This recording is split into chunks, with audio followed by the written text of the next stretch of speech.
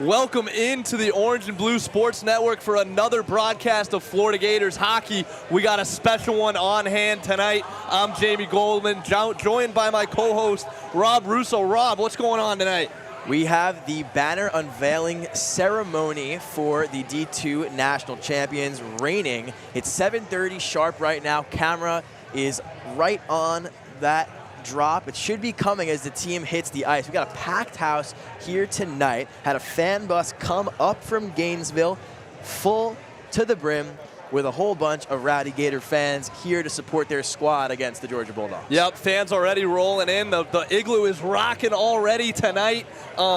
First time in program history that they've sent a fan bus out to the games, and it truly shows because this place is pretty busy right now, busier than we've seen it for Florida Gators hockey, as we're getting ready to unveil that banner right now, waiting for the PA system to take it over. But how about that national championship run last year? 6 wins in 6 days at nationals. Connor Lee between the pipes. He was a great showing during that whole tournament.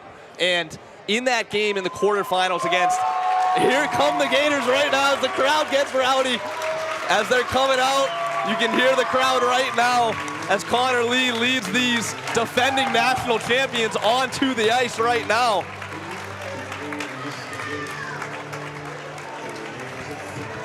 As we were just kind of talking about, winning the national championship last year, first one in program history in the D2 level. Good enough that they got promoted to the D1 level of AAU college hockey this season. And so far 2-0 on the season, 2 wins over Embry-Riddle, but this will be their first test at Division I competition as they face the Georgia Ice Dogs in this one. A team they lost to 4-3 last season, but still a very competitive game, and some incoming additions for the Gators this season. It's a different team. A lot of the core came back, but a couple new additions, and we can't wait to see them tonight. Yeah, absolutely. As the team gets set up in those beautiful black jerseys, they mean all business today as that banner ceremony is set to kick off. It should be a great game, as we said, a packed house here in the Igloo.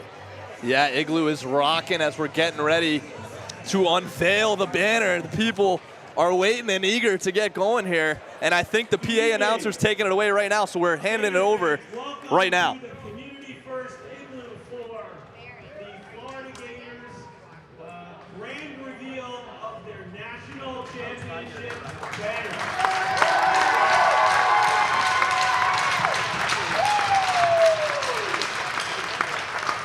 I'm Mark Perwitz. I'm the chairman of AAU College Hockey, and I get the distinct pleasure of doing this for the next couple of weeks for all of our national champions. I was in South Carolina last week, Florida tonight, and Miami tomorrow.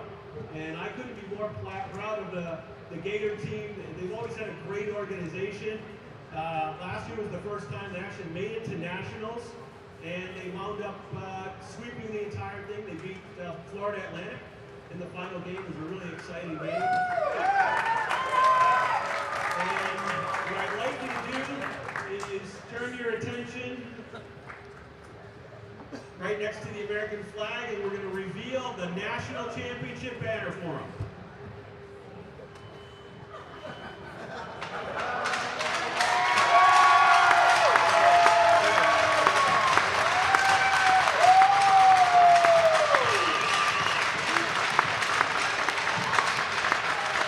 Congratulations, Florida Gators.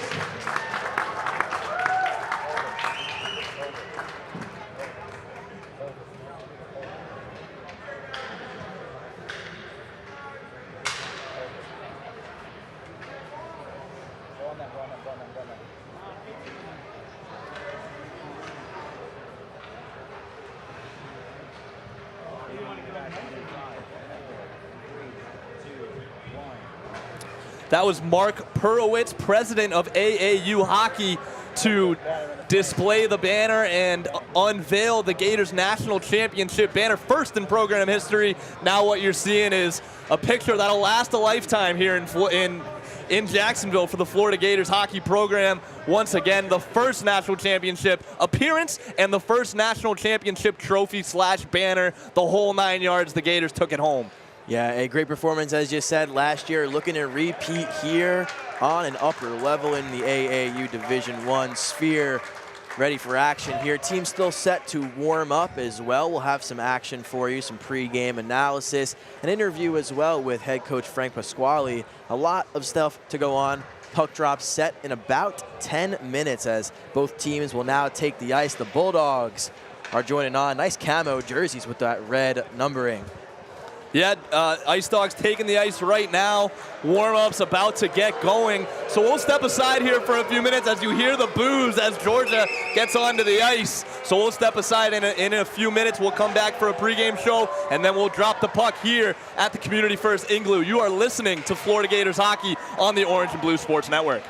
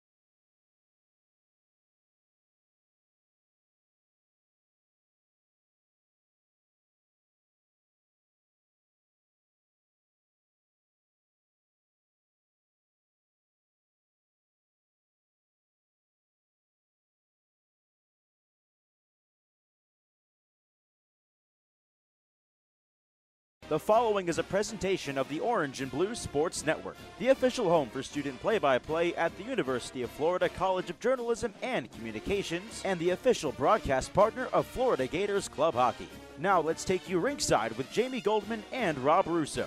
It's Florida Gators Club Hockey on the Orange and Blue Sports Network. Welcome into another broadcast of Florida Gators hockey here on the Orange and Blue Sports Network. I'm Jamie Goldman alongside Rob Russo for a special game of Florida Gators hockey. It's their first game of Division I competition as they face the Georgia Ice Dogs tonight. Rob, what are we looking for in this matchup tonight? Well, this is going to be a really high-intensity matchup between two now conference opponents, as now Florida is on the Division I level alongside Georgia for the first time in program history. So that's a really big, exciting thing to see. I mean, Florida, Georgia, it's a tale as old as time. It's a tale as old as the border between the two states is, right? The largest outdoor cocktail party is a football game. This is the largest indoor cocktail party on ice. So we look for a really exciting game. We got a few players to note from today, looking for today's performance based on their performance last week against Embry-Riddle, Jimmy. Yeah, some players to watch tonight, starting with the freshman. He's burst onto the scene. Liam Lickeshaw is going to be out there tonight. He's already picked up a couple of points early in the season here, so he's someone to watch for sure. The Illinois kid, he's come in, he's burst right onto the scene here as a freshman. He'll be starting tonight, and I can't wait to see what he can do for tonight's game. Yeah, he has been killing it in the orange and blue so far. Now manning the top line out there starting tonight for the Gators alongside his line mates Nicholas Ho and McCoy. So it's going to be really exciting to see him out there and really just kind of find his footing again, just trying to develop as a player in this program. We got 4 more years of Liam Lickeshaw in this program, and he's already off to such a hot start. Yeah, in addition to Liam Lickeshaw, someone who's been around the program for a couple years now, Michael Katz, South Florida native. He came to UF, so a Florida-born kid. He's been a big-time player for this program for a couple years now. You can always count on him to light up the score sheet. He's a big-time goal scorer. He's also got a nose for the net. You know, good time getting in front, you know, making a presence in front there. So excited to see what Katz can do as well. Yeah, absolutely. A big-time skill position player for the Gators. Shifty with the hands. Had a nice goal deep in front of the goalie last game. Put the Gators on the board. Tied the game 1-1 in the first period. So look to see a lot from him tonight. And then who else do we got on there, And finally, on the back end, Jacob Horowitz, the defenseman. He's also an alternate captain on this team. He's been around this team for a long time. This is his senior year playing for the Florida Gators hockey team. He's also joined by his brother, Noah Horowitz, on there. So the Horowitz brothers are always fun to watch on the back end there. Yeah, 100%. I mean, you look to see that he's watched this program kind of grow up alongside him now at this big level, big-time level against Georgia hockey tonight. Had a goal last game against Embry-Riddle as well. A nice shot called that in the second period.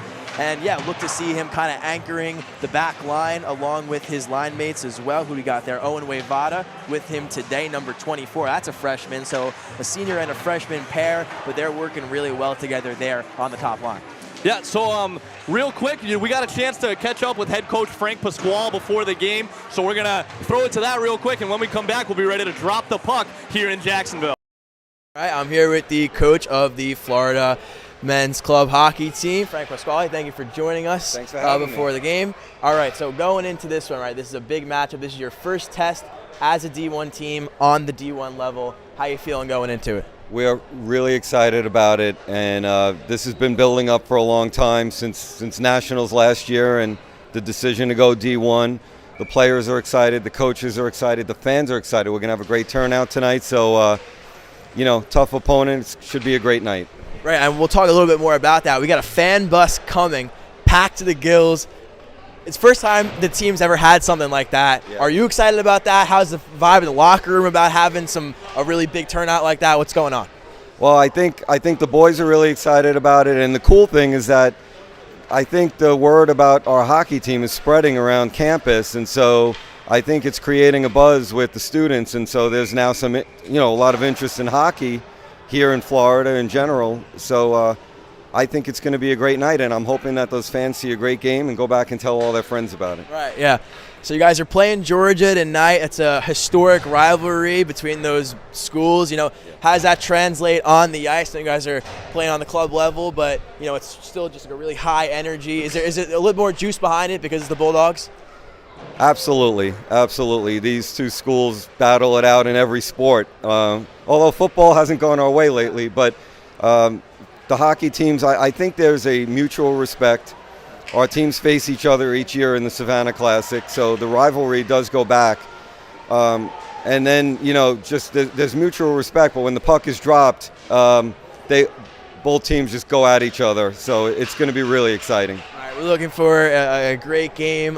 Lee getting his first start in net at home today. Excited about him, trying to see him on home ice today. Absolutely. I mean, Connor Lee is the reason why, a huge reason why we won the Nationals last year. He won 6 games in 6 days. So we know what Connor's capable of doing, and, we love having him back there, defending our net.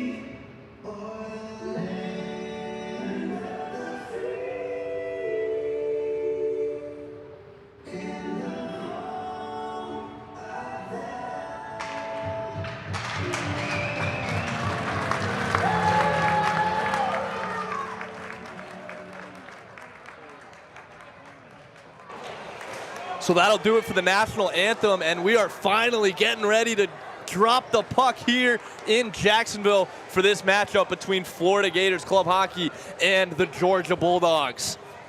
In the net for the Gators tonight will be Connor Lee. He's making his first home start of the season in front of a packed crowd. First fan bus of the season as well. A lot of people here wearing orange and blue. And just like me and Rob, they can't wait to watch some Florida Gators hockey tonight. Yeah, I have been honestly stoked about coming to this game, getting here, getting on the call with a packed house in attendance all week. I've been looking forward to it, counting down the days. Now it's here. The time has come. It's puck drop. Gators and Bulldogs. Yeah, and as we're ready to get going, starting for the Gators, Liam Lickeshaw, the freshman from Chicago. We talked a lot about him in our open. Alongside him will be Michael McCoy, South Florida. He was the MVP of the Nationals tournament last year. Also up front with them is Nick Ho. And then on D will be Owen Waivada and alternate captain Noah Horowitz. So we're about ready to get things going here in Jacksonville as Lickeshaw steps into the face-off circle against Josh Massaros. He led the Bulldogs in goals last year, and we are underway here in Jacksonville as the Gators get pucks deep to get this thing started. A big hit in the corner as Lickeshaw tries to work it free. It's McCoy. McCoy tries to throw it to the net. It goes to the corner. Back down to Ho.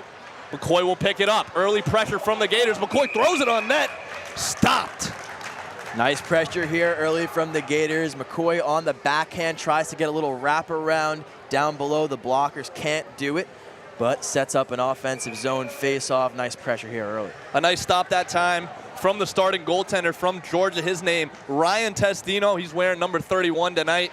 We'll be calling his name a lot. Hopefully the Gators will light him up. As a shot from the point, a stop by Testino. It's still loose in front. It's Lickeshaw. He shoots. It's still loose. It goes to the corner. And Georgia will try to break this thing out. Rimmed around the boards. Good pressure early from the Gators. Only 40 seconds in. Puck came out pretty loose, and Lickeshaw just wasn't able to bury it. Florida still in control here. Georgia finally does work it out, and it's going to be Massaros going the other way for Georgia as he'll just put it in deep now. On it for Florida is Waivada, and it goes out to center ice, and they'll try to get a change. Fresh legs out here for Florida. Nice work by Nick Ho, getting a stick down and sending that puck out to the neutral zone.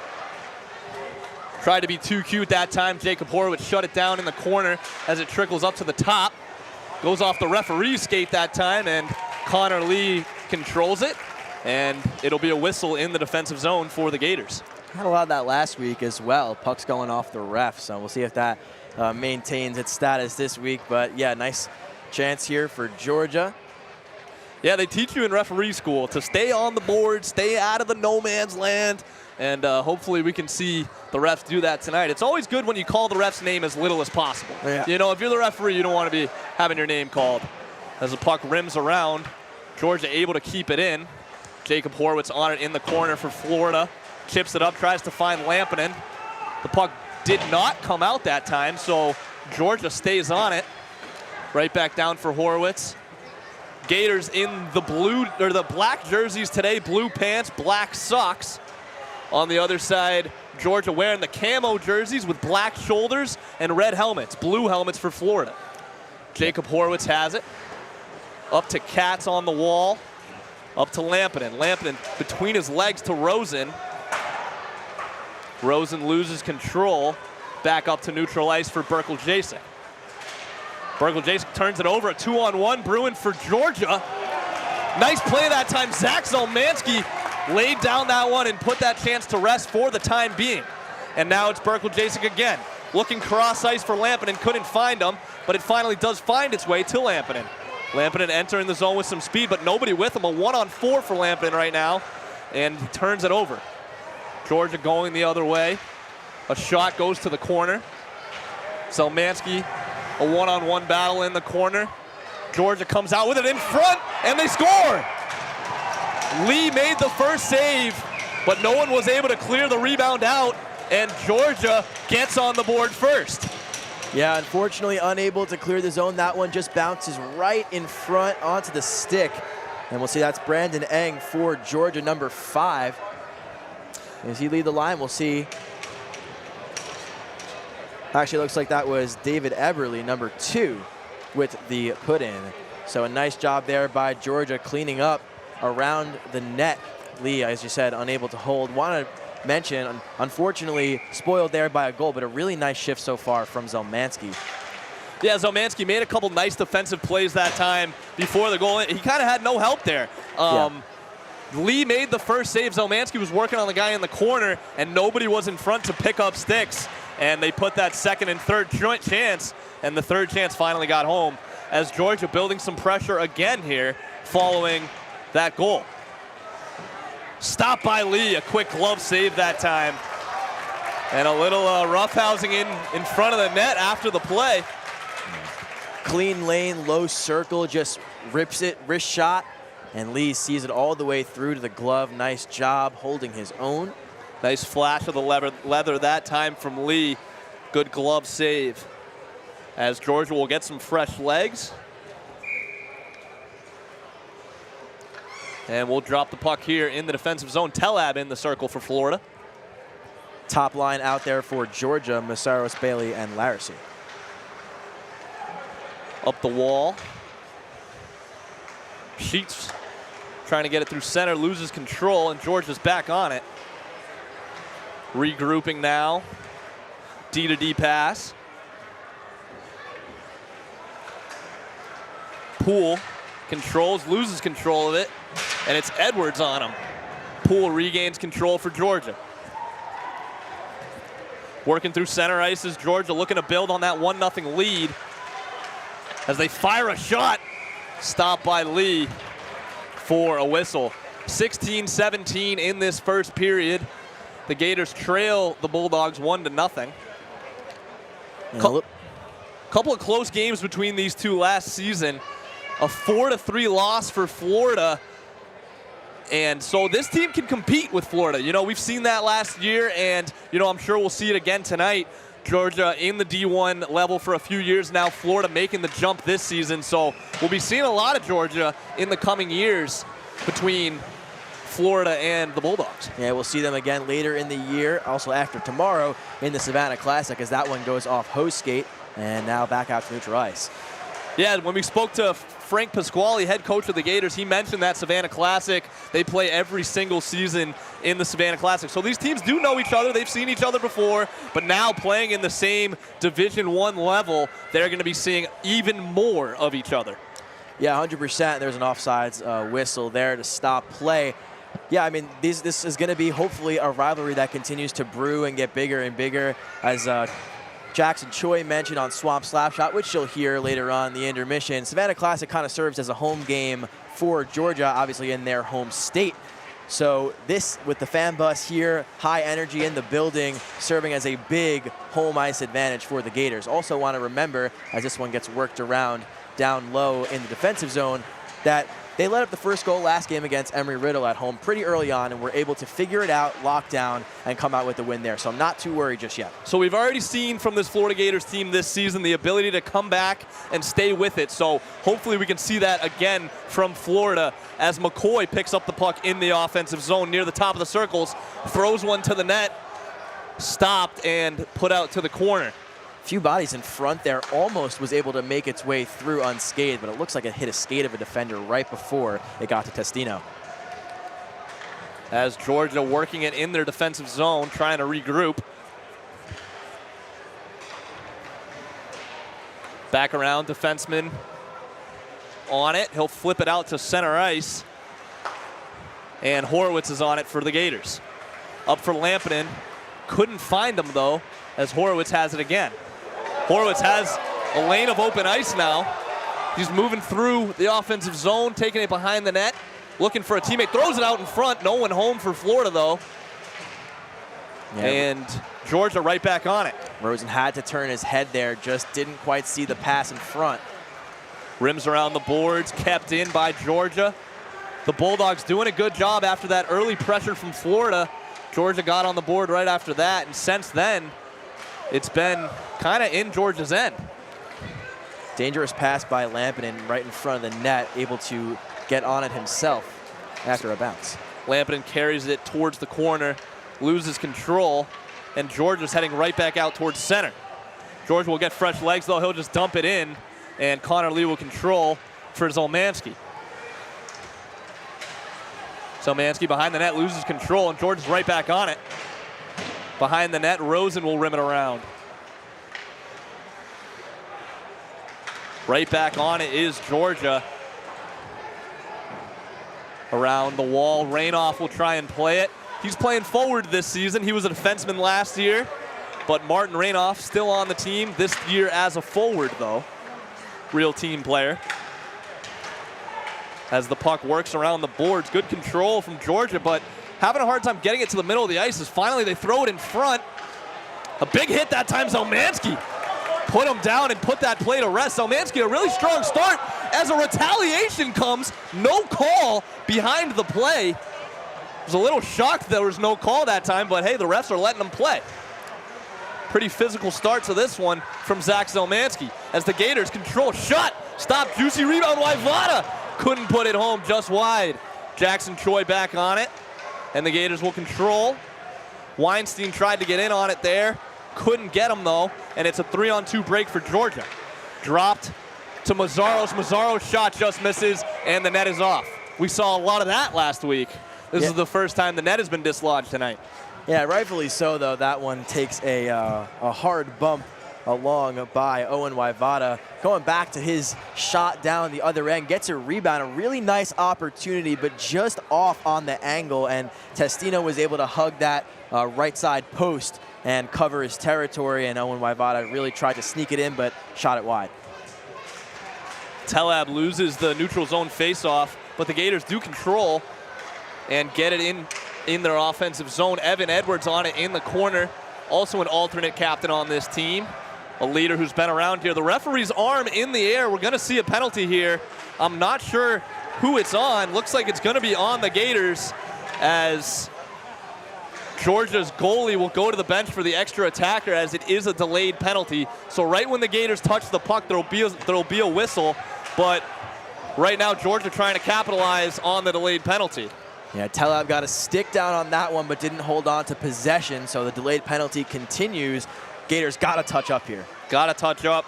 That referee's arm is going to be feeling tired in a second here as it goes behind the net. Finally, Noah Horowitz controls, and it's going to be a whistle. Looks like it's going to be a holding call on the Gators, one you don't see very much. Evan Edwards got the holding call. He'll be bicked 2 minutes in the box for Evan Edwards, and we'll see the first power play of the night for Georgia. Yeah, didn't quite see that one down low. Must have just been like a little physical scrum, but really surprised that behind the play, that battle that Zelmansky had got pushed down to the ice after the original point of contact and nothing. So I was pretty interesting. Maybe it could have been interference for sure, or instigation or something. Yeah, really surprised there was no call on, like, Zelmansky made a nice hit in the corner, and then it just seemed like the player retaliated when the puck was on the other end. The referee was standing right there, no call. And then down here on the other end, it looked like a little bit of just a physical play in the corner, and Edwards gets booked. So tough sledding for the Gators out the gate, but hopefully they'll be able to kill this penalty. A shot blocked on the way by Horowitz, but not able to clear as Georgia will reset. On the point for Georgia is Gannon. He's the captain of this team, Jack Gannon. Working it around the zone right now are the Bulldogs. Back top for Gannon. He'll throw it to the top of the circles, back up top. Good control right now, but Gators doing a good job of protecting the house, not letting a lot of shots on this power play. That one's blocked as well, and light work for Lee as he makes the save.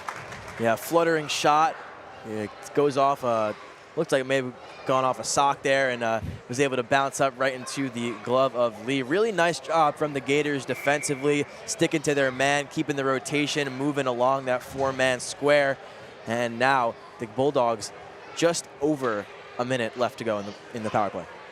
Likashwa steps into the circle for Florida. He wins the faceoff back to Jacob Horowitz, who tries to clear, but it's blocked. The referee goes down for a second there. Never like to see that. Hopefully it was a Georgia player that tripped him. We'll get a little good voodoo going our way. Goes across ice. Bouncing puck in front, goes to the corner. Right back in front. Gators do a good job picking up sticks. And Likashwa able to head the other way for the Gators as Florida gets a change. And now it's Georgia going the other way again. It's Mazzaro's. He'll throw it in front and score. A great pass that time from Mazzaros. He found Zach Knoll in front, and Lee had no shot. A power play goal from Georgia, and they'll extend their lead to 2-0 here in the first period. Yes, stopped short along the boards. Looked like Quinn DiMartini was trying to follow him around, maybe lay a hit along the boards. Absolutely just snowplowed him, stopped short, and then a quick pass in front, and then a deflection off a stick right in front. A quick goal. 2-0 Georgia early on. So Georgia trying to spoil this D1 home opener for Florida here tonight, as already up to a 2-0 lead, not even halfway through this first period.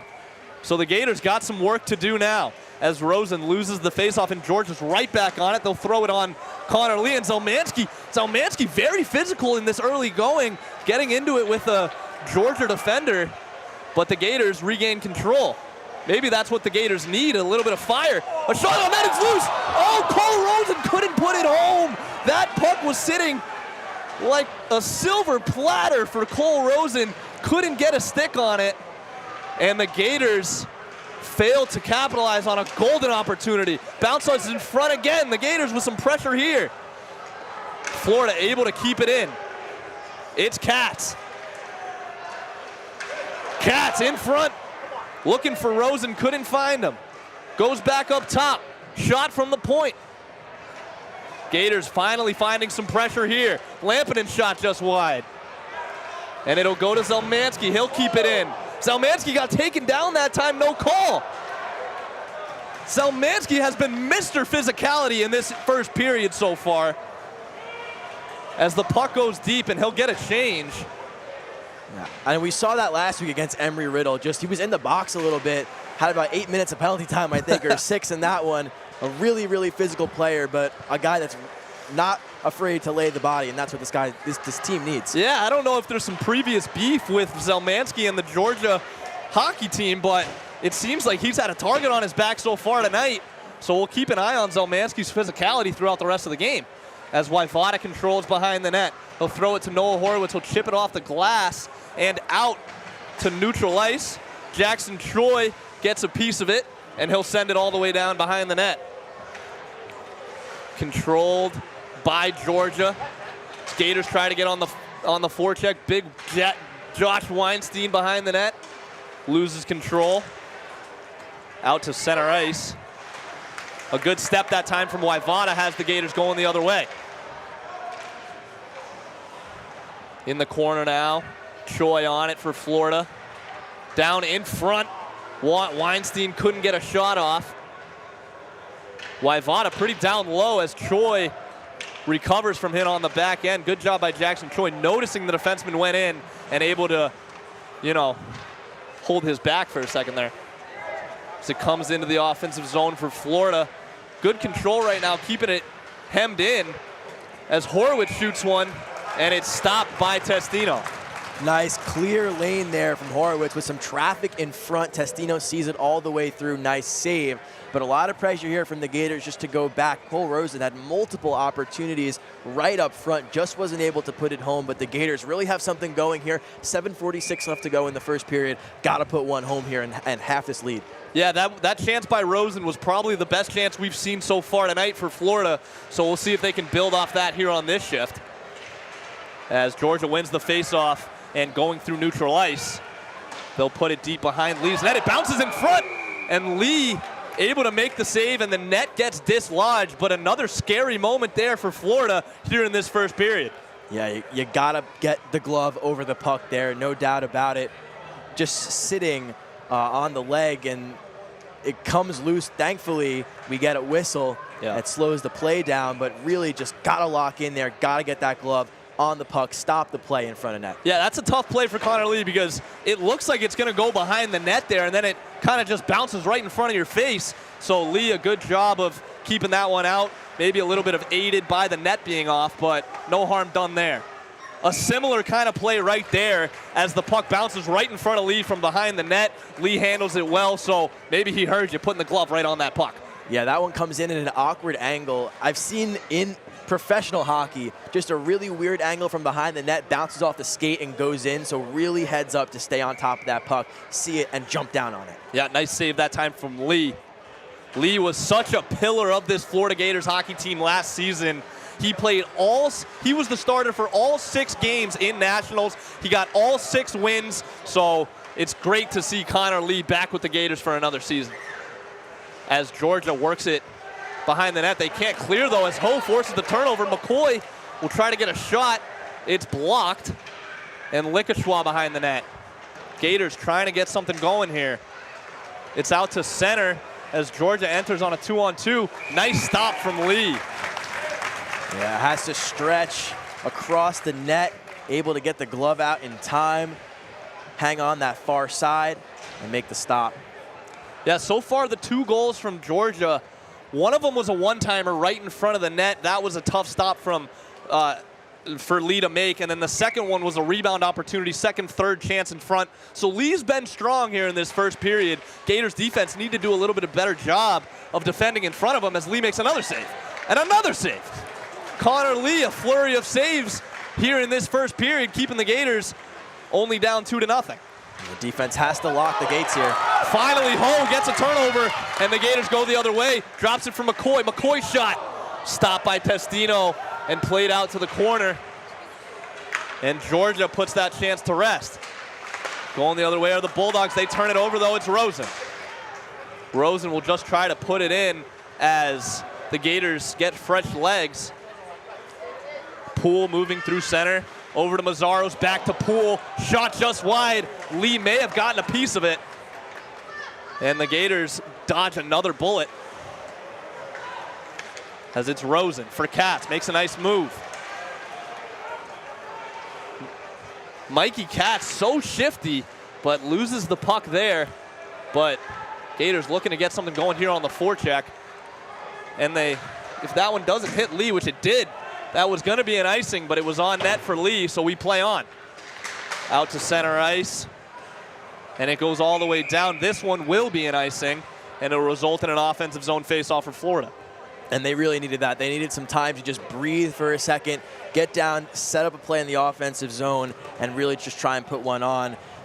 They struggled a lot there. I mean, got a shot off, tried to go far side, went right off the blocker. Testino saw it all the way through. Really need to set something up here, get some pressure going, close in on those Georgia defenders. And then on the defensive end, the defense is letting a lot of pucks go through right in front of the cage. They have to really get those sticks down in position to make plays on the puck and get them away from Lee as much as possible. Seems to be some confusion on the ice right now. I'm not real sure why the puck is being dropped in center ice. It looked like it was covered by the Georgia goaltender. It looks like Florida's a little bit confused as well, but we'll drop it in center ice. It's 5-on-5 hockey, and here we go. Little confusing play there. I don't really know what happened, but we play on. 5:23 remaining in this first period. Gators trail the Bulldogs 2-0. As they try to get it in, Georgia will regroup. Georgia's done a really good job of regrouping the puck in their defensive end, breaking out and getting it to center ice, getting it out of the Gators' offensive zone, as we see them do it again right there. Yeah, the passes in front have really been beautiful. There's a big hit on Horowitz in the corner. And Georgia's right back on it, controlling the puck in the offensive zone. It's bouncing around the front of the net. Gators able to clear. Katz going the other way with Lampinen. It's a bouncing puck in center. And Georgia's on it. A little bit of a miscommunication there at center ice between Katz and Lampinen. Tried to drop the puck off, but in between 2 Georgia defenders, they were able to squeeze it away. Josh Weinstein forced a turnover. It's a quick 2-on-1 with Katz. He shoots. A nice glove save that time from Testino. No rebound opportunity as Josh Weinstein was crashing the net hard. Yeah, gets the puck, wins it in a battle, lays a nice hit, sends a Georgia Bulldog flying, gets the puck loose for the Gators, and Katz puts it glove side, but Testino sees it all the way through. Might not have been on net, might have went wide, but still a nice save regardless from Testino. Weinstein steps into the face-off circle. He'll lose the draw, though. Gators will try to get it back on the forecheck. They do. Horowitz shot's blocked, and they'll have to regroup in center ice. It's Berkel-Jasek. He'll chip it in, and it'll go all the way back down for Berkel-Jasek. He'll play it in his defensive end up to Weinstein. Weinstein right back on it. as they enter the zone. Olynyk going to the net. Weinstein shot just wide. I think in this early going, the Gators putting the puck a little bit too high. Get some low shots. That's a nice save from Connor Lee, but that's what I was just saying.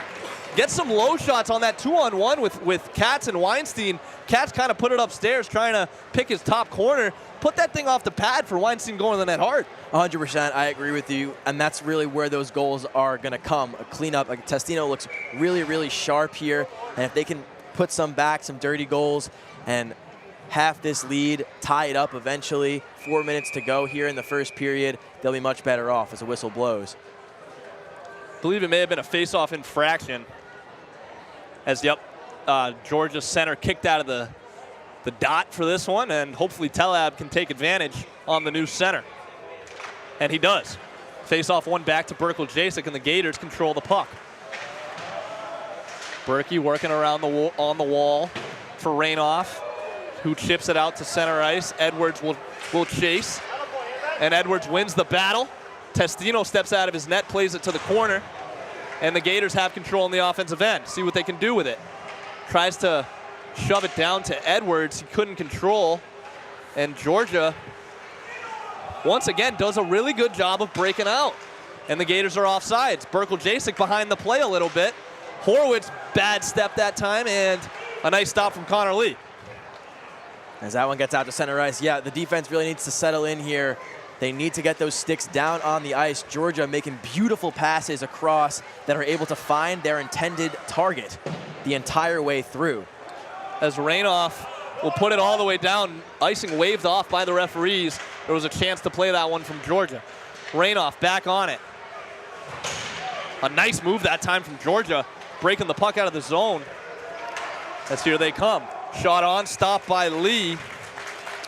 It was Declan Conway that time with the shot from Georgia. And it takes a little bit of a deflection off DiMartini, if I'm not mistaken, may have taken just a little bit of a bounce off the blade of the stick, softened it up for Lee. And just a reminder, in the intermission report, we're going to be playing a recent episode of Swamp Slapshot featuring the freshman Liam Likashwa, who steps into the faceoff circle right now and wins a draw. Zelmansky on it in the corner right now. Right back up to Likashwa. Over to McCoy. McCoy works it through. He's still got it. Working it through traffic there as Likashwa's with him in the corner. Gators trying to get something going. Zelmansky lets it go past him, and the Gators will have to regroup in center. A nice hit that time from Zelmansky. Staying on the physicality. Likashwa will try to join the party. Up for the defenseman. Georgia has it in the corner. Zelmansky trying to work it free, and there's a whistle. I'm not real sure what the whistle is. Zelmansky didn't hear it, as he's kind of taking two UGA defenders 2-on-1 right now after the whistle. They're just talking, though. It doesn't look like anything's going to come out of it.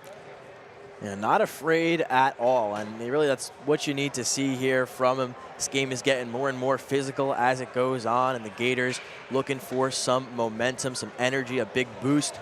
And Zelmansky laying the boom in the corner is a big help for that.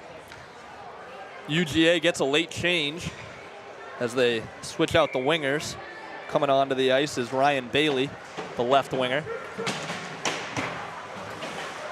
McCoy tries to get it going. Zelmansky again finds himself on the ice. There must be something going on behind the scenes between Zelmansky and this Georgia team. Yeah, I mean, you make yourself a target, they're going to target you. And here it comes, a one-on-one. Zelmansky, who else finds his way to the box right now? Honestly, was kind of a last-ditch effort there. It was going to be a 1-on-0 with the goalie. Zelmansky behind the play. He'll get booked for 2 minutes. And the Gators go right back on the penalty kill. Yeah, might have been the lesser of two evils there. We'll see if they can successfully kill this one. Unable to do it there. Just tried to throw the body out there, laid on the line. Unfortunately, was a step behind the guy in front of him, so it led to a trip as he threw his body right into the skates. Yeah, as you're seeing right now, Zelmansky had a conversation all the way to the penalty box with that referee. He slams his stick on the ground as he sits in the box. Zelmansky not happy right now with the officiating and the way things are going here. But nonetheless, the Gators on the penalty kill here in the first period again. So the Gators looking to kill this one and head into the break down just 2 goals. Georgia working it around the zone. Early pressure on this power play. Gators trying to put sticks in lanes and not let them get the puck to the middle of the ice. A weird angle shot that time, stopped by Lee. It looked like it went off his mask. Right back to the top. Georgia does a good job of working the puck around this zone with the man advantage. Shot sticked away by Lee. He was a little bit out of position, but able to get a stick on it to stop that chance. And the puck goes to safer spot of the ice here for Florida as Lampinen gets in on the forecheck now. Georgia on it, going the other way. Tripped up in the middle of the ice. Was a Gator, and it results in Georgia scoring. Wow, I can't believe they missed that one. Owen Waivada was taken down near the blue line, and it led to a 3-on-0 rush the other way for Georgia. The crowd's not happy. I can't believe it. It really, I'm not one to pick on the officials, but it looks like the Gators have gotten a little bit of the short end of the stick so far in this one. Yeah, I'm going to have to agree with you there. I saw the ref didn't wave for a goal. He went like, he had his arm out horizontally. I didn't know if that meant that maybe that goal was discounted and they did see the whistle, because the goal happened pretty much instantaneously afterwards. As now looks like they might be going to a little bit of a review here. Yeah, it looks like they're going to talk about, they're still talking about this one. No ruling yet. Yeah, absolutely. Waivada blown up in center ice. A clear trip, clear as day. Multiple referees saw it, but I think it happened so fast. The rush was getting in front of Waivada so efficiently that they scored pretty much before Waivada was able to even hit the ice. So now they have to have a discussion here. Yeah, I don't know what's going to come of this one, but how about rivalry hockey? Yeah, I mean, you really can't beat it. Really physical game here. Tension's already starting to flare up. We saw it with Zelmansky a few minutes ago, and now this is a crucial call here. And it looks like they might be bringing Zelmansky back out to the box, or I'm not sure. I was trying to get the signal from the referee. That's a good sign for the Gators. Yeah. If Zelmansky goes back in the box, that leads me to believe that this is going to be no goal. Yeah, goal discounted, and rightfully so. Going to be a 4-on-4 for the remaining 57 seconds. And yeah, the right call was made there 100%. You had enough referees in the neutral zone to pick up that call. It just, again, it happened so fast that there was a bit of confusion, but right call made there 4-on-4 as we head almost into the break. It will be a 4-on-4 now for the Gators, and that goal will not count. So good thing the referees got the call right. It took them a little bit longer than maybe we would have liked, but they got the call right. Yeah, no instant replay, obviously, here for the referees, so they have to just kind of call it as they see it and have a bit of a discussion about it. And yeah, I mean, simple as day, clear, correct call here. Tripp should have the whistle blown right there. Yep. Stop the play. Goal wouldn't have counted regardless. So now 2 minutes for Georgia. So Gators will come into the second period on the power play. They actually, I'm going to correct you on that one. They might be 4-on-4 because Zelmansky's still in the box as well. Right, for 15 seconds, I believe. They'll probably come out of the break 4-on-4, barring any more penalties. But here we go right now, a 3-on-2 break for the Gators. A shot on, rebound in front, nobody able to put that one home. A lot of open ice here, 4-on-4. The rush is more prevalent in a 4-on-4 game. Stopped by Connor Lee, and going the other way are the Gators. It's Lampinen. Lampinen has a step on the rest of the crew. A great back check that time by Poole, or Gannon. Gannon, my mistake. A great back check that time from the captain. Gannon shut that one down, and getting a shot on the other end. High flying action in this 4-on-4. A chance for Georgia, a breakaway chance for Florida, and a chance for Georgia on the other end. Nothing to come out of it, though. We stay 2-0 here in Jacksonville. So much action here, 4-on-4. I mean, the Gators had a nice opportunity, a rebound pass right in front, but they didn't have that fifth guy on the ice to bury that one past and make it a 2-1 game. Then the other way, Georgia's passing has looked so great throughout this first period. I know I've said it a few times, but that's the reason that they've been able to get these rushes and put the goals right past Connor Lee. Yeah. 21 seconds remain in this first period. Another reminder, we're going to be playing the episode of Swamp Slapshot with Liam Lickeshaw in the intermission So keep your eye out for that one. Hopefully Liam Lickeshaw can get something going here in this next 17 seconds for Florida as they head the other way. Lickeshaw with the puck behind the net, out in front. McCoy has it. A great opportunity, stopped by Testino. Great positioning that time from Testino to get his blocker on that one and stop that puck. And that'll do it from the first period of hockey here in Jacksonville. A very eventful first period of hockey. The Gators trail it 2-0. We'll resume the second period with 4-on-4 hockey. We're going to take a quick break. We're going to play that episode of Swamp Slapshot with Liam Lickeshaw, the freshman from Chicago, Illinois. So check that out. You're watching Florida Gators hockey on the Orange and Blue Sports Network.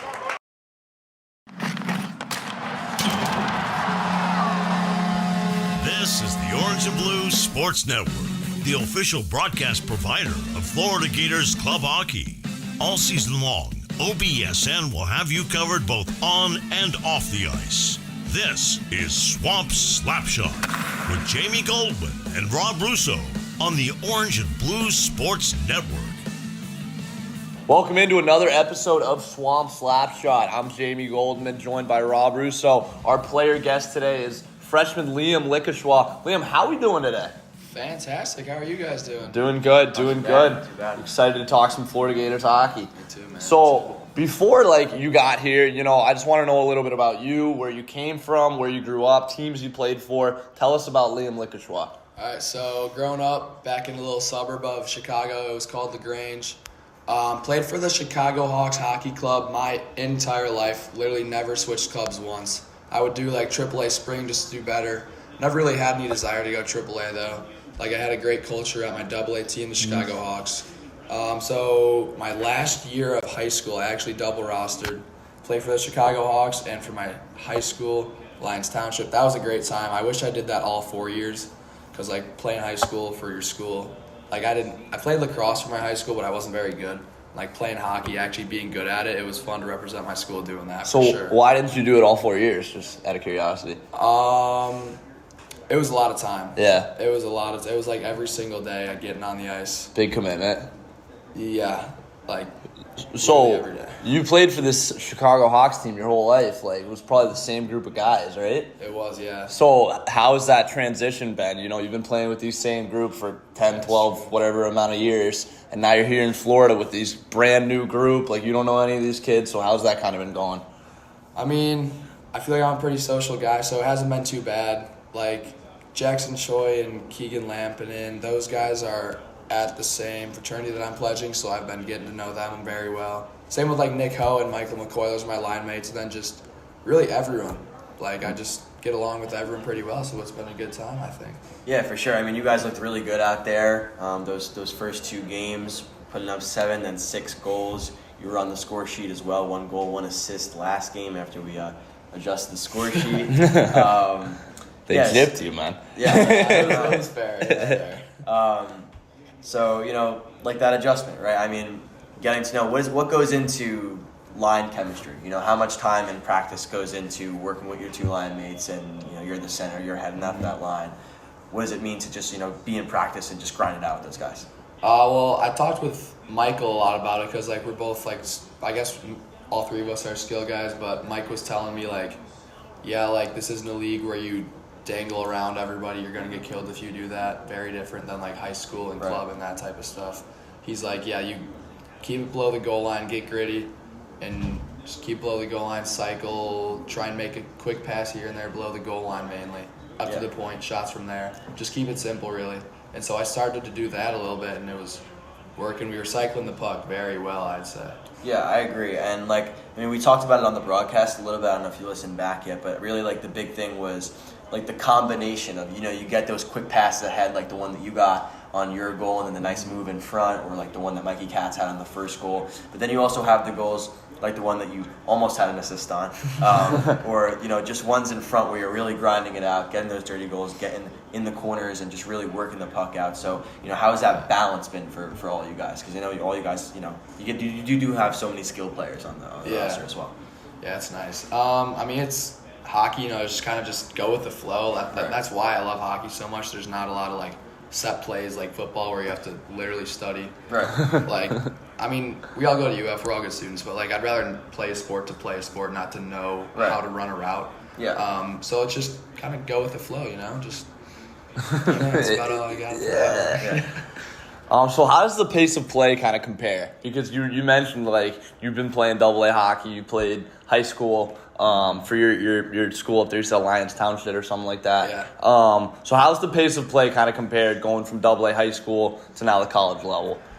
Honestly, that game on Friday night was the most electric game I've ever played in. That was pretty packed. Those guys were really just trying to take my head off. I'd say it was about the same speed, just guys were more trying to like amp up the crowd to kill a freshman that I've ever played against. So that's about it. I don't know. High school and AA, high school's a bit slower than AA for sure. Mm-hmm. I'd say college is about the same as AA, roughly. Yeah. I don't know. I still have to get used to it, so it feels pretty fast right now. But I bet by the time I get used to it, it'll be about the same. Yeah, and you guys haven't even really gone into like your D1 schedule yet, too. Exactly. So I'm sure that'll continue to amp up as you guys get going. Yeah, like we got Georgia coming up.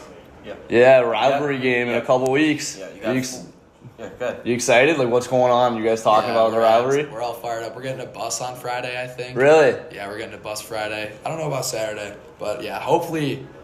I mean, if the rink was closer, that game would be super buzzy. But Yeah, I mean, who knows? Maybe fan buses or something. I don't know. We got to do something to get these fans out there. I know. Yeah, gotta get something going with that. Yeah, but it's 4 straight home games, right? It's UGA back-to-back, and then we'll look at the schedule now. Tampa. We talked about that last week.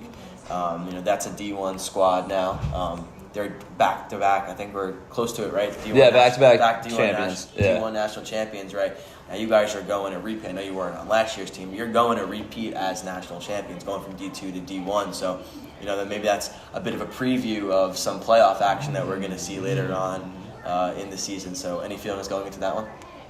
I mean, I'm completely new to this stuff. Like, I'm just going to go in with no. I mean, we're going to prepare, obviously, but I'm not going to try and judge them based on what happened last year. We're just going to go in, play our game. We all trust what we're doing, like, with everything. So we're just going to go in, play our game, see how it goes. Right. I think we'll come out victorious. Feeling pretty confident as well? I'm feeling good about you guys in that one, but we'll see how it goes. Yeah. So another thing I kind of wanted to ask you about was, how did you end up here? You're from Illinois, you're a Chicago kid, Chicago Hawks. Whoa, how did we end up at the University of Florida in Gainesville? Yeah, so, the surface level answer is, number one public university, SEC school. Okay, surface so level. you were looking for a football school, you were looking for an SEC school. Yeah, I mean, just a big school in general that I could play club hockey at. Okay. Pretty much was me. I mean, I got into the Innovation Academy here. I want to be an entrepreneur when I'm older, so that's going to be a good stepping stone for me. And then, I also loved how the hockey team was, mixed around all the football games, so we would never miss a football game. That was another big thing. Indiana, for example, they practice super late. Yeah. Don't schedule anything around football. I talked to that coach. So, and then Florida this place is awesome. How could you not want to be here? Yeah, for sure. So tell me a little bit about the practices. How often do you guys practice? When do you guys practice? What do the practices look like? What's good with the practices? Yeah, so, last night was honestly kind of killer. It was 10:15 to 11:45. Wow. It was an hour and a half away. In Jacksonville, that's where we practice. Brutal. And, so got home at 2:30, got to bed at about 2:45. Wow. It's 10 a.m. right now, so I'm sure I could be feeling in a bit better shape, but I'm good. We practice every Tuesday night in Jacksonville. We might be getting another one added to the weekly schedule. I'm not sure yet. I'm not in charge of that type of stuff. Yeah. Right. But what they look like in terms of that, start off with a warm-up drill, get into some battle drills 3-on-3, 2-on-2, that type of stuff. More flow drills, and then another battle drill. So they got your feet moving. A lot of moving. high tempo, high intense stuff going on. I was pretty gassed last night, very gassed last night. Yeah, probably by design though, getting you ready for Georgia, getting you ready for Tampa in the third period. Legs got to be ready. A lot of power play stuff. We were 1 for 11, so we worked on power play a good amount. Okay, there you go, working on the power play. That was a little bit of a downside in their first 2 games, but good to hear you boys are working on it. Yeah, that needs to get better for sure. Yeah.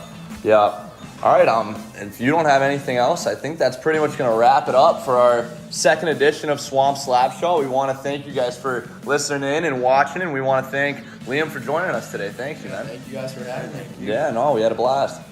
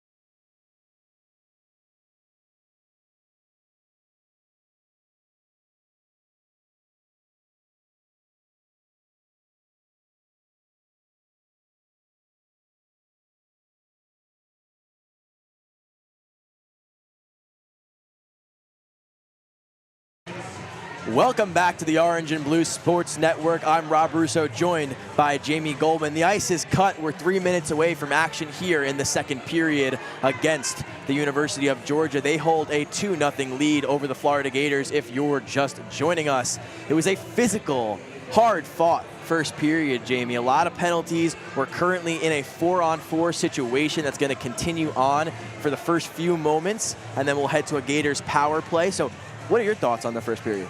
Yeah, I mean, I think the Gators may have come out with a little bit of jitters here. First D1 action of the season. You got the fan bus here. They've never played in front of a home crowd like this before. So, I think it may have been a little bit of jitters off the bat. And Georgia's a good team. Yeah. You got to give them credit. The Gators struggled with Georgia last year, losing to them in the Savannah Classic 4-3. And, we're seeing them kind of struggle again here. But I feel like the Gators kind of found their footing towards the end of that period. And like you mentioned, they'll be jumping on the 4-on-4 to start this period. And then they'll get a quick, brief power play after that. So hopefully the special teams can capitalize and they can go from there. Yeah, and if you're just joining us, make sure to jump back and just catch the final few minutes of that first period, because it was absolutely insane amounts of action from both teams going back and forth and back and forth.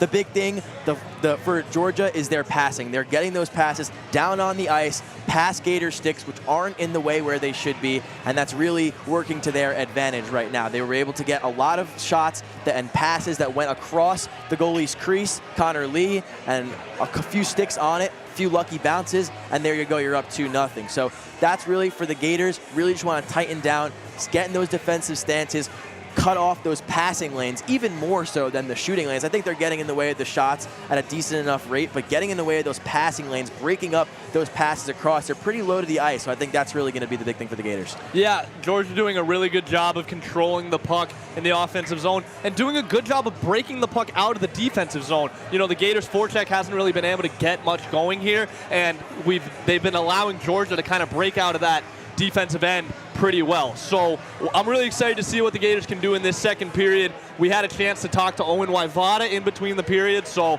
we're going to toss it over to that right now. I'm here with Owen Waivada after the first period. Owen, what happened there with a minute left? You got tripped up. It looked like they scored, and then confusion ensued. Can you just break us down what happened there? Yeah, so basically they were on the power play. They had a clean breakout. They were coming in maybe 4-on-2. They had one of their forwards, I'm not sure who he was. He was cutting across the middle. I was going backwards. He got behind me, stuck his leg out, tripped me up, and yeah, it allowed them to get a clean into the zone, and they scored on that rush, but it got called back because the dude slew-footed me. You're not allowed to do that. It's a penalty. Yeah. But no, it's a solid team. We got to keep pushing on them, and I think we can get this. Yeah. So what does it mean to kind of have these fans behind you right now? You know, packed crowd, you know, is the most we've ever seen in this building. Like, what does that kind of mean to you guys? It means a lot. It really shows how the Gator community is strong. They're coming out to a game even though it's not the closest to campus, and it's something you love to see. Yeah, absolutely love it. Good luck in the second period. All right, thank you. Appreciate it, man. Back here for the second period of action of Florida Gators hockey. You're watching the Orange and Blue Sports Network. Rob Russo, Jamie Goldman in the booth with you today. A packed house at Community First Igloo as both teams leave the locker rooms and will head back onto the ice for the second frame of action in the first game of this two-game weekend set here in Jacksonville. Yeah, and you know, you kind of heard Owen Waivada in that interview a couple minutes ago talk about that end of the period, what happened. It looked like Georgia was going to score, but, you know, he got tripped up. They ended up changing the call, giving the Bulldogs a penalty. So the Gators are going to start this one 4-on-4 because they were already on the penalty kill when that play ensued. So hopefully that can kind of be a little bit of a momentum boost and, you know, kind of shift the favor into the Gators side of things right now. Yeah, and it could be a big swing for Florida going from what could have been a 3-0 deficit to what could be a 2-1 deficit. So we'll see if that comes to fruition. Zelmansky will head back to the box for the Gators for just a few moments.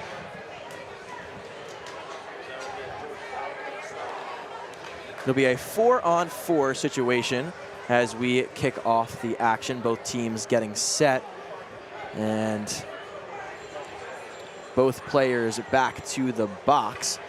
In the box for Georgia, number 26, Josh Massaros, who they dearly miss, their alternate captain and their leading scorer last season, Jamie.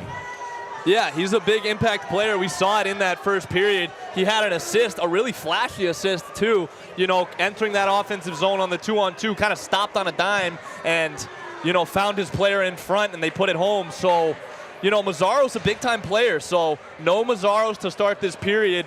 Couple minutes here, so hopefully the Gators can capitalize with one of the Bulldog star players off the ice. Yeah, so if I'm not mistaken, should be just about 15 seconds of 4-on-4 before the final 48, a Gators power play. And might even be 5. We have a tough look here. No, you're right, 15. Yep, and as the first few seconds go away, the Gators win the opening face-off. And now Georgia taking it back the other way after it gets dumped in deep. Now back around the net. A big hit around on the forecheck by Georgia, but goes flying. Now Likashwa tries to get on the puck, can't do so, comes to McCoy. Gators on the power play now, so Mansky out of the box. And now Waivada trying to work it up the near boards, loses control, falls down, and that one is almost gloved down at the blue line by Noah Horowitz. Can't quite do it, but holds on to the puck. Gets a man tripped up behind him. And now Ho tries to work it in deep. Nice stick in front. Likashwa on it, trying to get it to the middle. Passes it to the far point. Waivada pass to McCoy. And now across to Horowitz, who fires one towards the net. And gloved down by Testino. Gators coming out with some good energy here in this second period, jumping on that power play and getting a good opportunity already here in the first minute. And now 6 seconds to go on the Gators power play. Again, abbreviated, just under a minute. And they'll head back out onto the ice now for an offensive zone faceoff. Josh Rosen in the circle for Florida, trying to work it back, get one more play off before the box opens. And looks like Georgia's going to come up with the draw. Gets worked out. Lampinen gets a stick on it. And now deep away, it's a one-on-one situation. Horowitz able to get back with more than enough time. A floater of a puck ahead. And now worked in deep. Fight along the near boards. Brought back to the corner. Nice hit there by Waivada. And they struggle for it under a couple sticks and skates. And a big hit along the boards. And that's going to be a penalty. Waivada heads to the box, looks like. Yeah, another penalty here for the Gators. Maybe the refs kind of calling this one a little bit tight right now, knowing it's a rivalry game. You know, that was a big hit in the corner there. I'm interested to see what they call. Looks like a charging call there. I don't know. It looked like it was shoulder to shoulder from me. You know, it was close. It was close. Could have gone either way. But nonetheless, the Gators back on the penalty kill here in this second period. I think it would have been a little bit cleaner if he was closer to the boards with his body. But unfortunately, the Georgia player kind of went face first into the glass and knocked over because he had a bit of space in between. And that leads to the penalty. Now going back on the shorthanded attempt. Nice save there. Blocking it is number 19 for Georgia. Lost the number. 18 minutes to go left in the period. Keegan Lampinen trying to come onto the puck. Can't quite do so. Pass ahead. Tyler Stewart, who fires a shot, and Lee gets a piece, but it heads back to the far point. Yeah, it was Stewart on that other end that made that stop on the 2-on-1 opportunity for Florida as well. So good shift so far from Stewart. Yeah, 18, not 19. As now Stewart with it again, fires. That one goes up high, hits Lee in the chest, and bounces away wide. Gators fan on it in the corner, and Georgia still keeps it inside the offensive zone. Burkle Jasic's trying to get it out. Heads back the other way. Georgia trying to get it net front. Bounces it at an awkward angle. That's Evan Parenti. And that one will head out of play.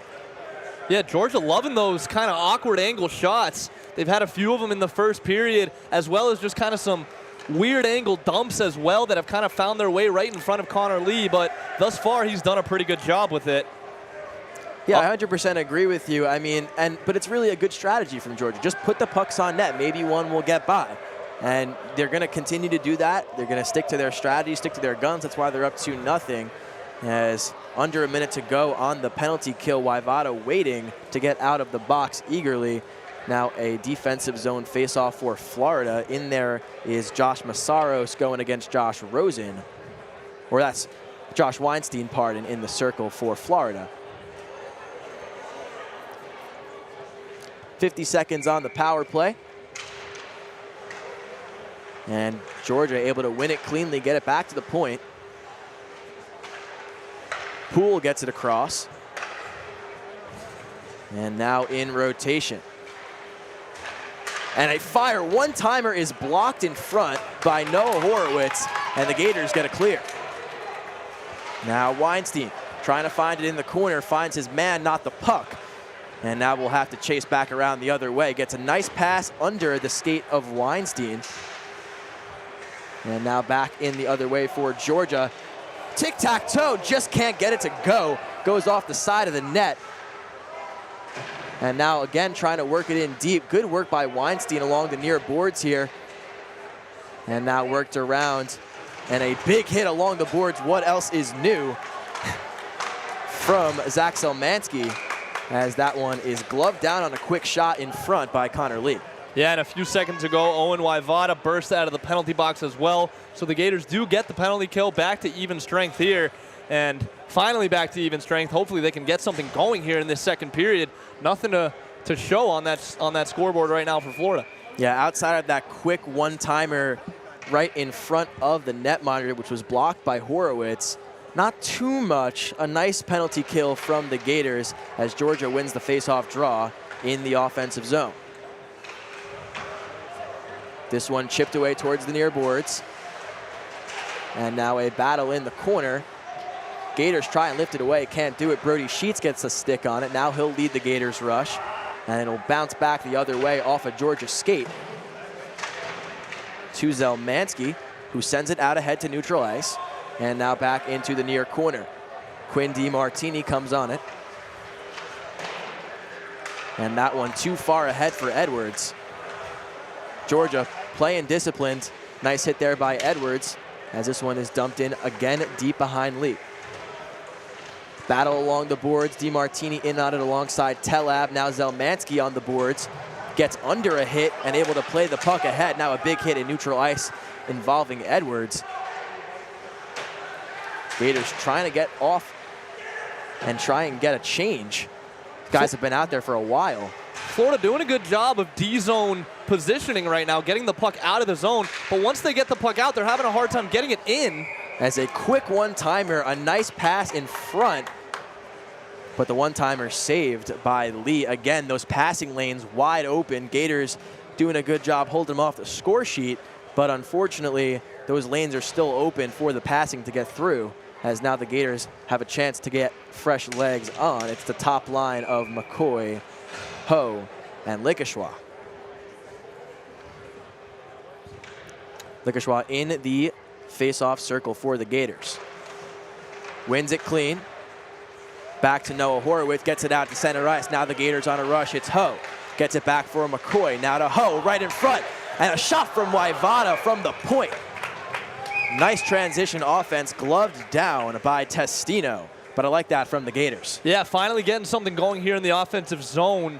5 minutes into this period. It looked like the play was put back there for Ho. He couldn't control it, but Waivada did a great job following up the play, getting a stick on it, and getting a shot on goal, resulting in an offensive zone faceoff here for Florida. 5 minutes gone by here in the second frame so far. This one is wrapped around the boards by Waivada. Likashwa comes on to it. Zone kept by Waivada, now off the backhand to Ho. Likashwa in the corner. Now it's McCoy trying to work it around. Checked well along the back boards. Back out to Waivada. Circles, fires, blocked. Gets his own rebound. And that one ahead, and firing is Ho, but cannot get it. Shoots it wide. Now tipped ahead. Gators once again holding the zone. They can't get a change here just yet. Waivada comes crashing in once he realizes. And now it's McCoy along the far boards. Credit to Georgia doing a great job of blocking shots so far here in this second period. A lot of shots from the Gators didn't get to the net here in this last couple of minutes. And a little bit of a miscue there. That one gets past Ho. Gators able to get a change out of it, though, as there is a firing shot from Noah Horowitz. Goes off a stick and bounces into the netting. 13:57 left to go. 2-0 lead for Georgia. But some nice pressure here. Gators kind of finding their rhythm. Yeah, finally looking like the Florida Gators offensive spurt that we've seen so many times. I think once one pops, this team, that's all they need is one to pop, and then the momentum starts going. So hopefully they can get that going here in the next couple minutes. And a big line out there. Burkle Jasek and Horowitz manning the points. Yeah, veteran defensemen back there, two seniors, Horowitz and Burkle Jasek. Nice job by Horowitz using his body there. Lost the zone, but pushed a Bulldog off the puck to prevent a quick breakaway opportunity. Now on the defense is Florida. Now working it out is Mikey Katz across center ice. Dumps it in deep for him and Keegan Lampinen, who chased the puck down into the corner. Back to Burkle Jasek at the point. He fires. That one goes blocker side, but batted away by Testino. Now Georgia the other way. Nice defense there from the Gators. No one picked up their man there, but a nice stop in front. Might have went off Cole Rosen. And now once again right in front, Mikey Katz, nice battle for the puck. Lee tries to get a stick out. Poke check right back to a Georgia defender. And Georgia once again back on top of it. A shot in front, again cleared away by Lee. A nice flurry of saves there from the netminder. Now comes out to Mikey Katz. He's got a man ahead. It's Keegan Lampinen. Now in a one-on-one. Now make it 2-on-1. Nice move inside. Can he hold on to it? No, he can't. Great defense by Georgia, able to stay on top of him. Yeah, Lampinen was kind of going 1-on-3 there, but almost made it work as his line mates got a change. Yeah. Good work there. Gets a change on. Got caught in the skates just a little bit, but it could have been a crazy opportunity for him as the whistle sounds. And what do we have here? Looks like just a linesman infraction. No one to the box right now. Face off at center ice. Weinstein in the circle for Florida. Loses the draw. Now going back the Gators' way. Nice job by Massaros in there on the face-off circle from center ice. 12:21 to go. Someone lost their stick. It's Choi. And now the other way. DeMartini has to clear it away quickly. Georgia has a man on the point, but broken up by Olenek. Now the other way, it's Choi. Defended well by Massaros along the far boards. Choi gets back onto the puck. Gets lost up with it. Yeah, Choi just kind of lost it in his feet there that time. Gators get back on it now. Olenek holds the zone, trying to do so again, can't do it. Gators will get an icing here from Georgia and an offensive zone face-off here for the home team. Good job by Zelmansky there winning that race to force the icing call, because it looked like for a second Georgia was skating hard to win that race, but Zelmansky finished it out and got the offensive zone face-off for Florida. So Edwards, Telab, Sheets out on the ice for the offense. Waivada and Noah Horowitz backing them up. As this one comes out to Waivada. Telab so good in that face-off circle, getting the Gators offensive zone control right off the rip. A shot from Horowitz is blocked away and now sent back his way along the left point. A pass in front from Telab and a firing shot from Sheets goes wide. Another great block shot that time. Josh Mazzaros, the alternate captain, getting it done on both sides of the ice for Georgia. And a big save there in front by Lee, broken up by Horowitz along the near boards. Would have been a beautiful pass in front. Instead, it takes a slow roll in front of Lee, who was able to corral, send it to the corner. And now Telab trying to fight for the puck in there with Waivada. Whistle blows. Looks like we're going to get a penalty here. I'm not sure who on. Looks like Gannon from Georgia is going to the box right now. This might be a power play for the Gators. It looks like that. Gannon, a staple on the blue line for the Bulldogs. So a big opportunity. We talked about it in Swamp Slapshot. You'll hear a little bit more about that in the second intermission. They worked on their power play this whole week. It's been a big focus in practice. They were struggling a little bit in that first series against Emory-Riddles. Now they have a chance to redeem themselves, cut this to a 1-goal lead. Yeah, and Tyler Gannon taking the penalty for Georgia. So they're without their captain and one of their best defensemen as well. So a big loss for Georgia. Hopefully the Gators can capitalize. This one will get away early, won by Georgia. Now poked away, Gators on it. It's Berkel-Jasek. This one passed ahead to Rosen, who finds the zone himself, dumps it off for Choi. Choi gets it back to Berkel-Jasek, loses the zone there, going to cost the Gators about 10-15 seconds on the power play. Minute 30 left to go, as there was a pass attempt across the ice from Choi, broken up, and now the other way, a quick move inside, nice save by Connor Lee. And a great sequence there, but now once again, Georgia has a shooting lane, and firing it off of Lee is Parente. Nice job there on the kill, trying to go the other way. Yeah, and that whole opportunity was set up by the dangerous pass from Jackson Choi. And that's kind of the risk you run when you put a forward like Jackson Choi on defense on the power play. He's not used to playing defense and making those kind of passes. And we saw it there as a stick breaks, and it's almost like a 5-on-3 right now. And a big opportunity here for the Gators. They can't give it up just yet. Keegan Lampinen, as that one comes out to the point, it's Waivada. 37 seconds left to go on the power play. It's a pass and a shot, which is blocked. Wow, what a play that time. Gotta give him props. Leighton Poole from Georgia. He broke his stick early in the play, and you're not allowed to skate around with a broken stick. So he was stickless for the rest of the play, and he still made a play without the stick, putting his body on the line, blocking that shot, and it having deflecting out of play. Props to Poole on that one. A great block shot on the penalty kill without a stick. Yeah, Gators got a bit too jumpy there with that big opportunity in front of them, some bodies crashing, but still 30 seconds left to go on the power play. Waivada. Pass back to the cross point. And a shot from Horowitz finds its way through, but saved by Testino. Yeah, that's one of the first shots the Gators have been able to get through in a little bit. Georgia doing such a good job of putting their sticks in lanes, putting their bodies in lanes, and not letting the Gators get shots to the net. That big top line on there for the Gators. Look a shot, McCoy and Ho. Now it's McCoy on it. Big scramble in front off the puck, as that one, a block shot from Waivada, finds its way to the far boards. Trying to get something in front. A Bulldog fan's on it. Now it's a one-timer from McCoy is blocked. 6 seconds left to go. Last gasp attempt from the Gators.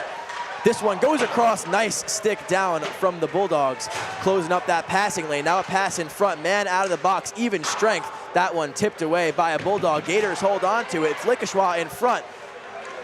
McCoy back to Waivada.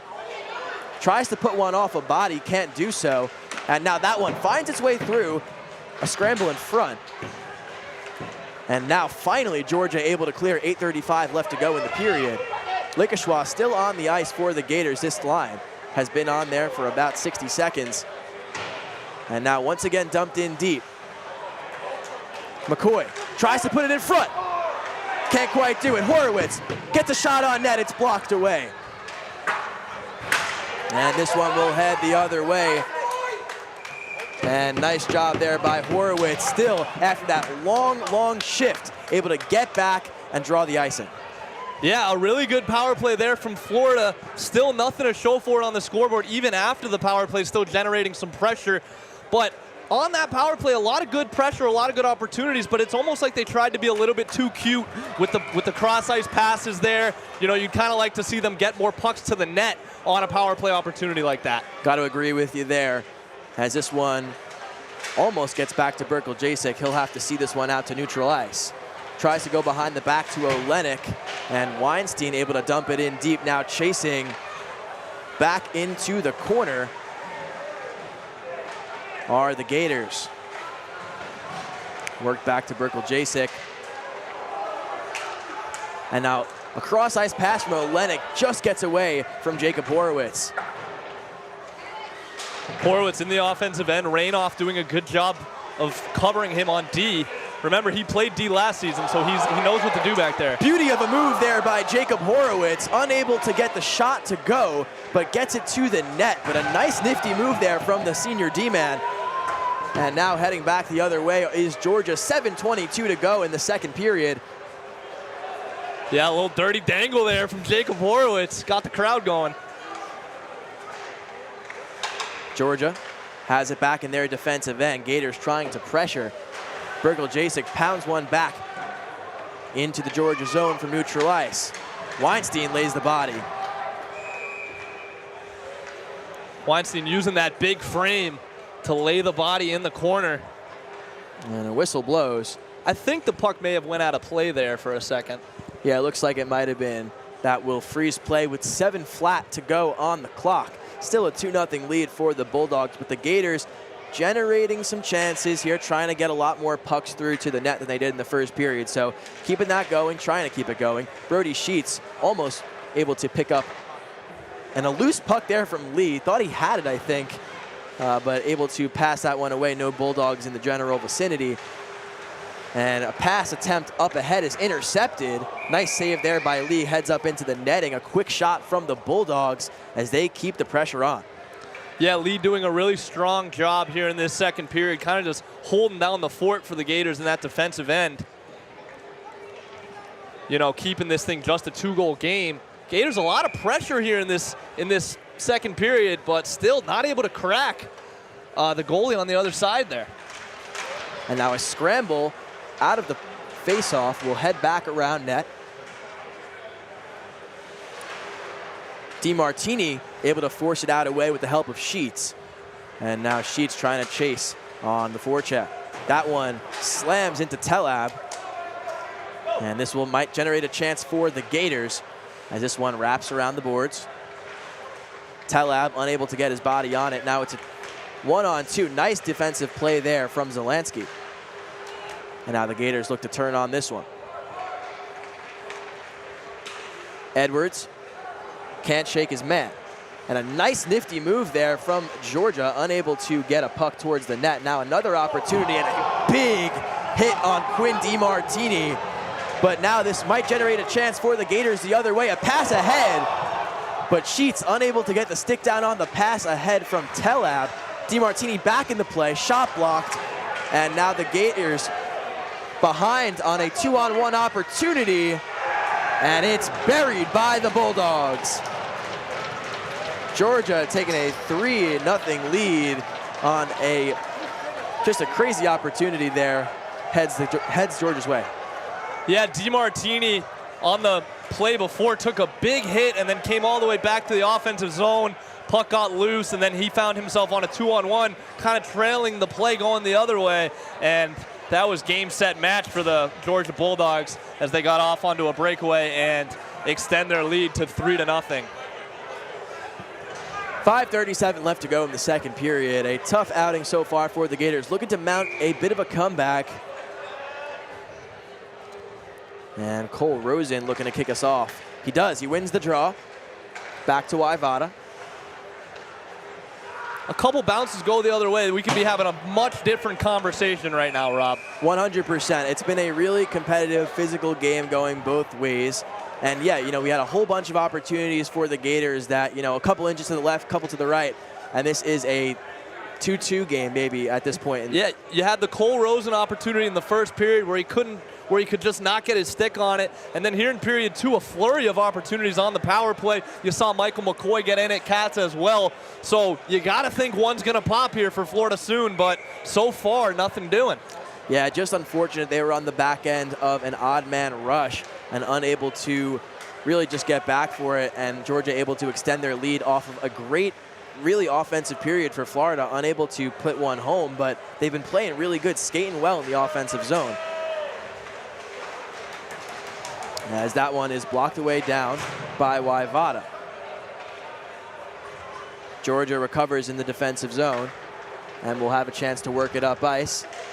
And now trying to split defenders are the Bulldogs, unable to do so. Mikey Katz able to get this one up to Cole Rosen. Lampinen lays a bit of a screen there as we enter into offensive territory. Waivada tried to get the stick, couldn't quite do so to hold the zone. 4:41 to go in the period. Now a hard shot fires right down the slot, but unable to go for Georgia. Looked like Connor Lee able to get a stick on it. This one goes off the stick of Rosen. Now back to Keegan Lampinen. Mikey Katz fires one. That one will head high of the net. I think that was another example of Georgia getting a stick in a lane. And now a pass in front, firing is Noah Horowitz. And you can see the frustration. A really nice opportunity, but Testino holding strong in net. Yeah, frustration, a great word to kind of explain what's going on with the Gators right now. They're not playing poorly. They're getting a lot of opportunities on Testino. It's been a pretty evenly matched game on both sides. Testino has played great. He's been a brick wall down there for Georgia on the other side. Yeah, I really like this period from the Gators, especially compared to the last. This second period has looked really, really sharp, especially on the offensive end, as there's a bit of an infraction from Lickeshwa. McCoy will jump in to take the face-off. This one wrapped around the far boards to Berkel Jasek. And now worked out by Georgia. Noah Horowitz is back, able to get a stick down, and the Gators trying to work this one back out. Wrapped around the far boards. Horowitz flips it ahead. Ho able to clear the zone. Nice job by Nick Ho. And now back out to neutral ice. Noah Horowitz able to get the body, or Jacob, pardon. And there's a firing shot that just gets by Connor Lee. Looks like that was number 12, Zach Knoll, his second of the game. Yeah, Knoll did a good job of finding the puck in the slot there, and a perfectly placed shot on Connor Lee, kind of in between the low pad and the high glove. A great shot that time, and it is 4-0 Georgia here, and it looks like the Gators are going to get fresh legs, maybe even a timeout here. It will be a timeout for Florida. Yeah, it's a good time to call it from Coach Pasquale. You're down 4-0, 3:30 to go in the period. You still got 23 and a half minutes of hockey to play. plenty of stuff can happen in those 23 minutes. You can definitely mount this comeback. 4 is not an insurmountable number. We've seen it happen on all levels. It's totally possible. The offense just needs to get one by, needs to see one go behind Testino. And once they know how and where they can beat him, then they'll be able to figure it out. Yeah, and like we saw this last week, they got down 1-0. They came back and won that game. And you know, here on Banner Night, going back to last year's national championship, in that quarterfinal matchup against Alabama Huntsville, they found themselves down 4-1 in the third period. They scored 5 unanswered goals to end that one and get the win 6-4. So this is the kind of thing that the Gators have done before, so I wouldn't count them out just yet. Yeah, I mean, what's our motto? You know, we won't back down. So that, you got to factor that in. And 4-0 as we head to the final 20 seconds of this timeout. Yeah, that was a beautiful shot there just to go back to the goal from Georgia, able to split in between the glove and the pads and put it by. Noel looks really solid out there for Georgia, one of the just a really solid offensive group they have going out there. Yeah, Noel having a good game thus far. As you hear the buzzer ring, it's time to get going here after the timeout. Center ice faceoff after the goal. And they'll readjust the clock back to 3:37. And the line remains out there after the timeout of Ho, McCoy, and Lickeshaw. Now this one up ahead to McCoy. Gators looking to mount a chance here. Holding the zone there, good job working it down on the far boards. This one will squirt away to center. And now McCoy back onto it. Ho tries to get it back out to the point, but it will bounce off a Bulldog stick. And a nice job there by Waivada, able to get his stick down. And now McCoy ahead to Lickeshaw. And it looks like it might have went off Ho as well. Might have got the final touch on the puck, but saved once again by Testino. Yeah, I'm interested to see if things get a little bit chippy here. It's a rivalry game. You know, these teams know each other pretty well, and we're going to be doing it again tomorrow night. So, you know, still a lot to see here from the Gators and the Bulldogs. Yeah, going to be a big crowd tomorrow as well. I was, fan bus tomorrow, but still a packed crowd for a Florida-Georgia game. Always 3:02 to go. Weinstein steps into the circle for Florida. As this one is held in by Choi. Nice job. Now back to Choi, who fires, and that one goes high into the netting.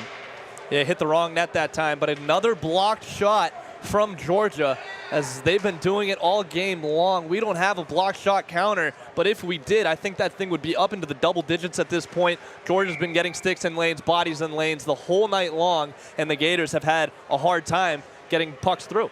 Yeah, 100%. Wish we had that stat because it's been really impressive from Georgia. And that shot from Choi, as you said, heads away into the wrong net, as you'll see more of him on Swamp's slap shot in the second intermission period, as this one goes ahead for Georgia, who shoots it wide off the backhand. Now another opportunity. This one will get away. Choi chasing it down. Loses the foot race. Few paces behind. Now a nice battle in neutral ice along the boards here. Weinstein trying to win it, but it'll come out to the Bulldogs. It's number 9, Graham Baird for Georgia.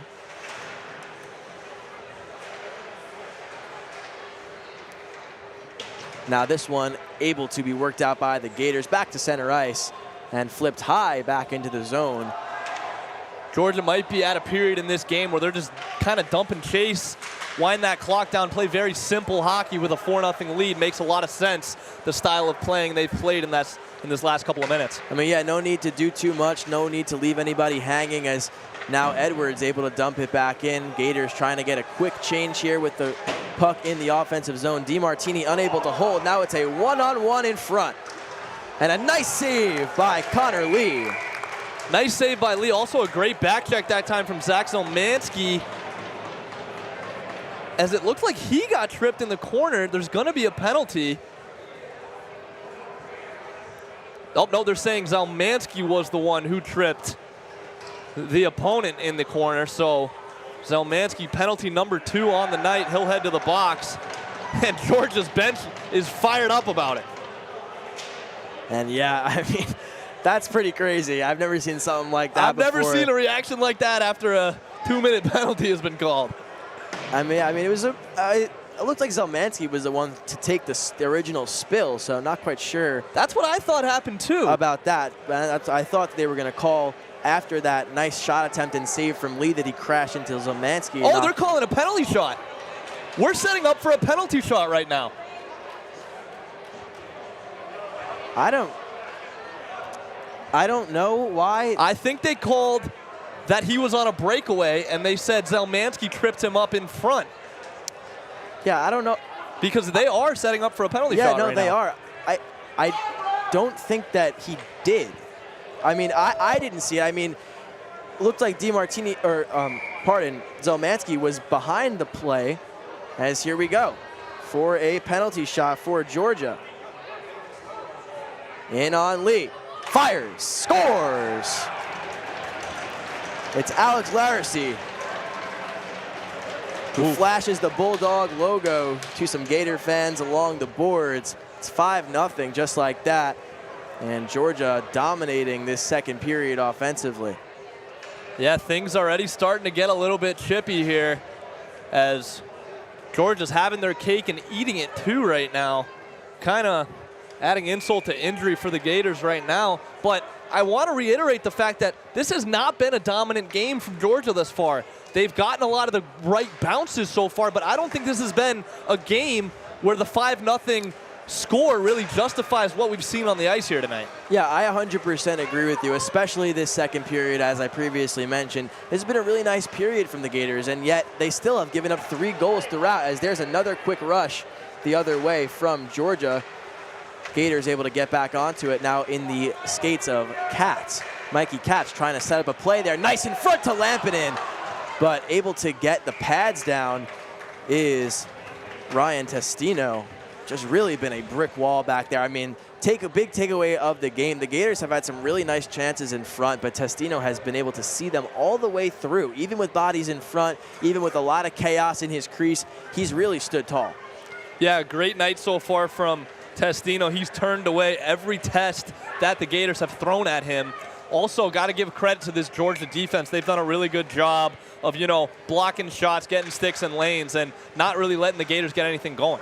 As this one is flipped out away. It looks like it went off some of the scaffolding here in the Igloo. And so it looks like we'll reset back up for an offensive zone face-off after that one was won by Georgia. 58 seconds to go here in the second period. Yep, that one hit an icicle up top here in the Igloo. And that one will get away from the Gators. And Laracy down, cross pass. Nice move inside, fires.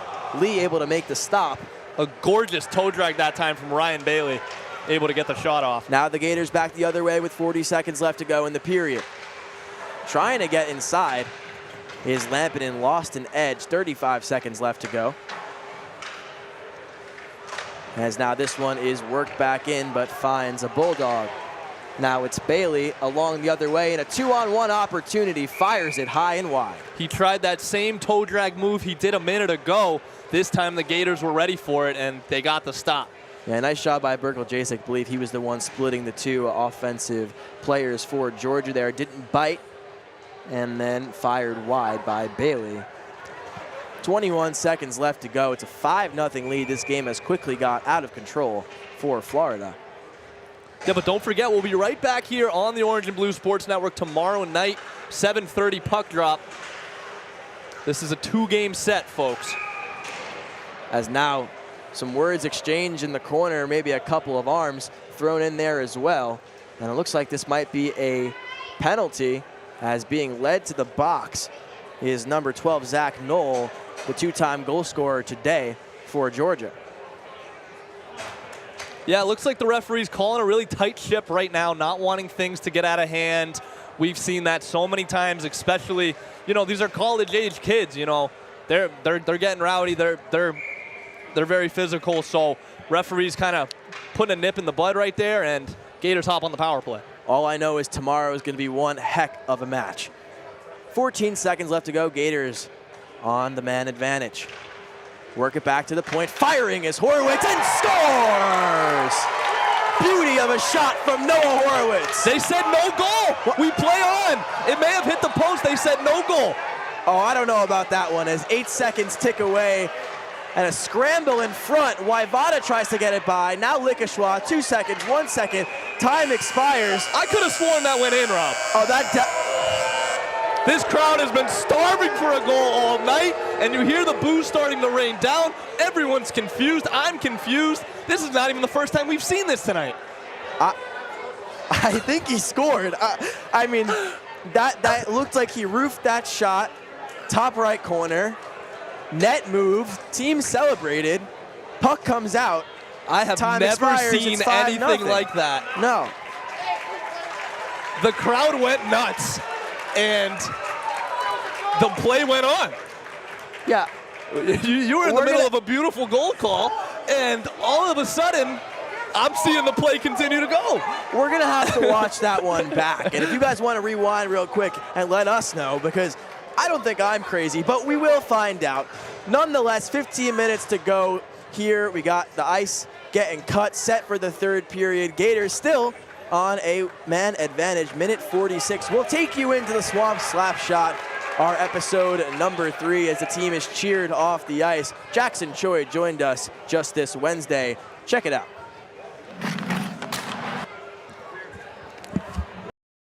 This is the Orange and Blue Sports Network, the official broadcast provider of Florida Gators club hockey.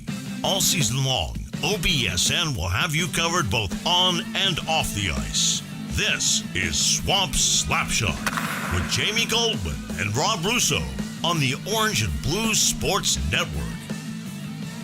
Welcome into another edition of Swamp Slapshot. I'm the host with Jamie Goldman here with Rob Russo and our player guest, Jackson Troy. Jackson, how are we doing today? A little tired, but we're here.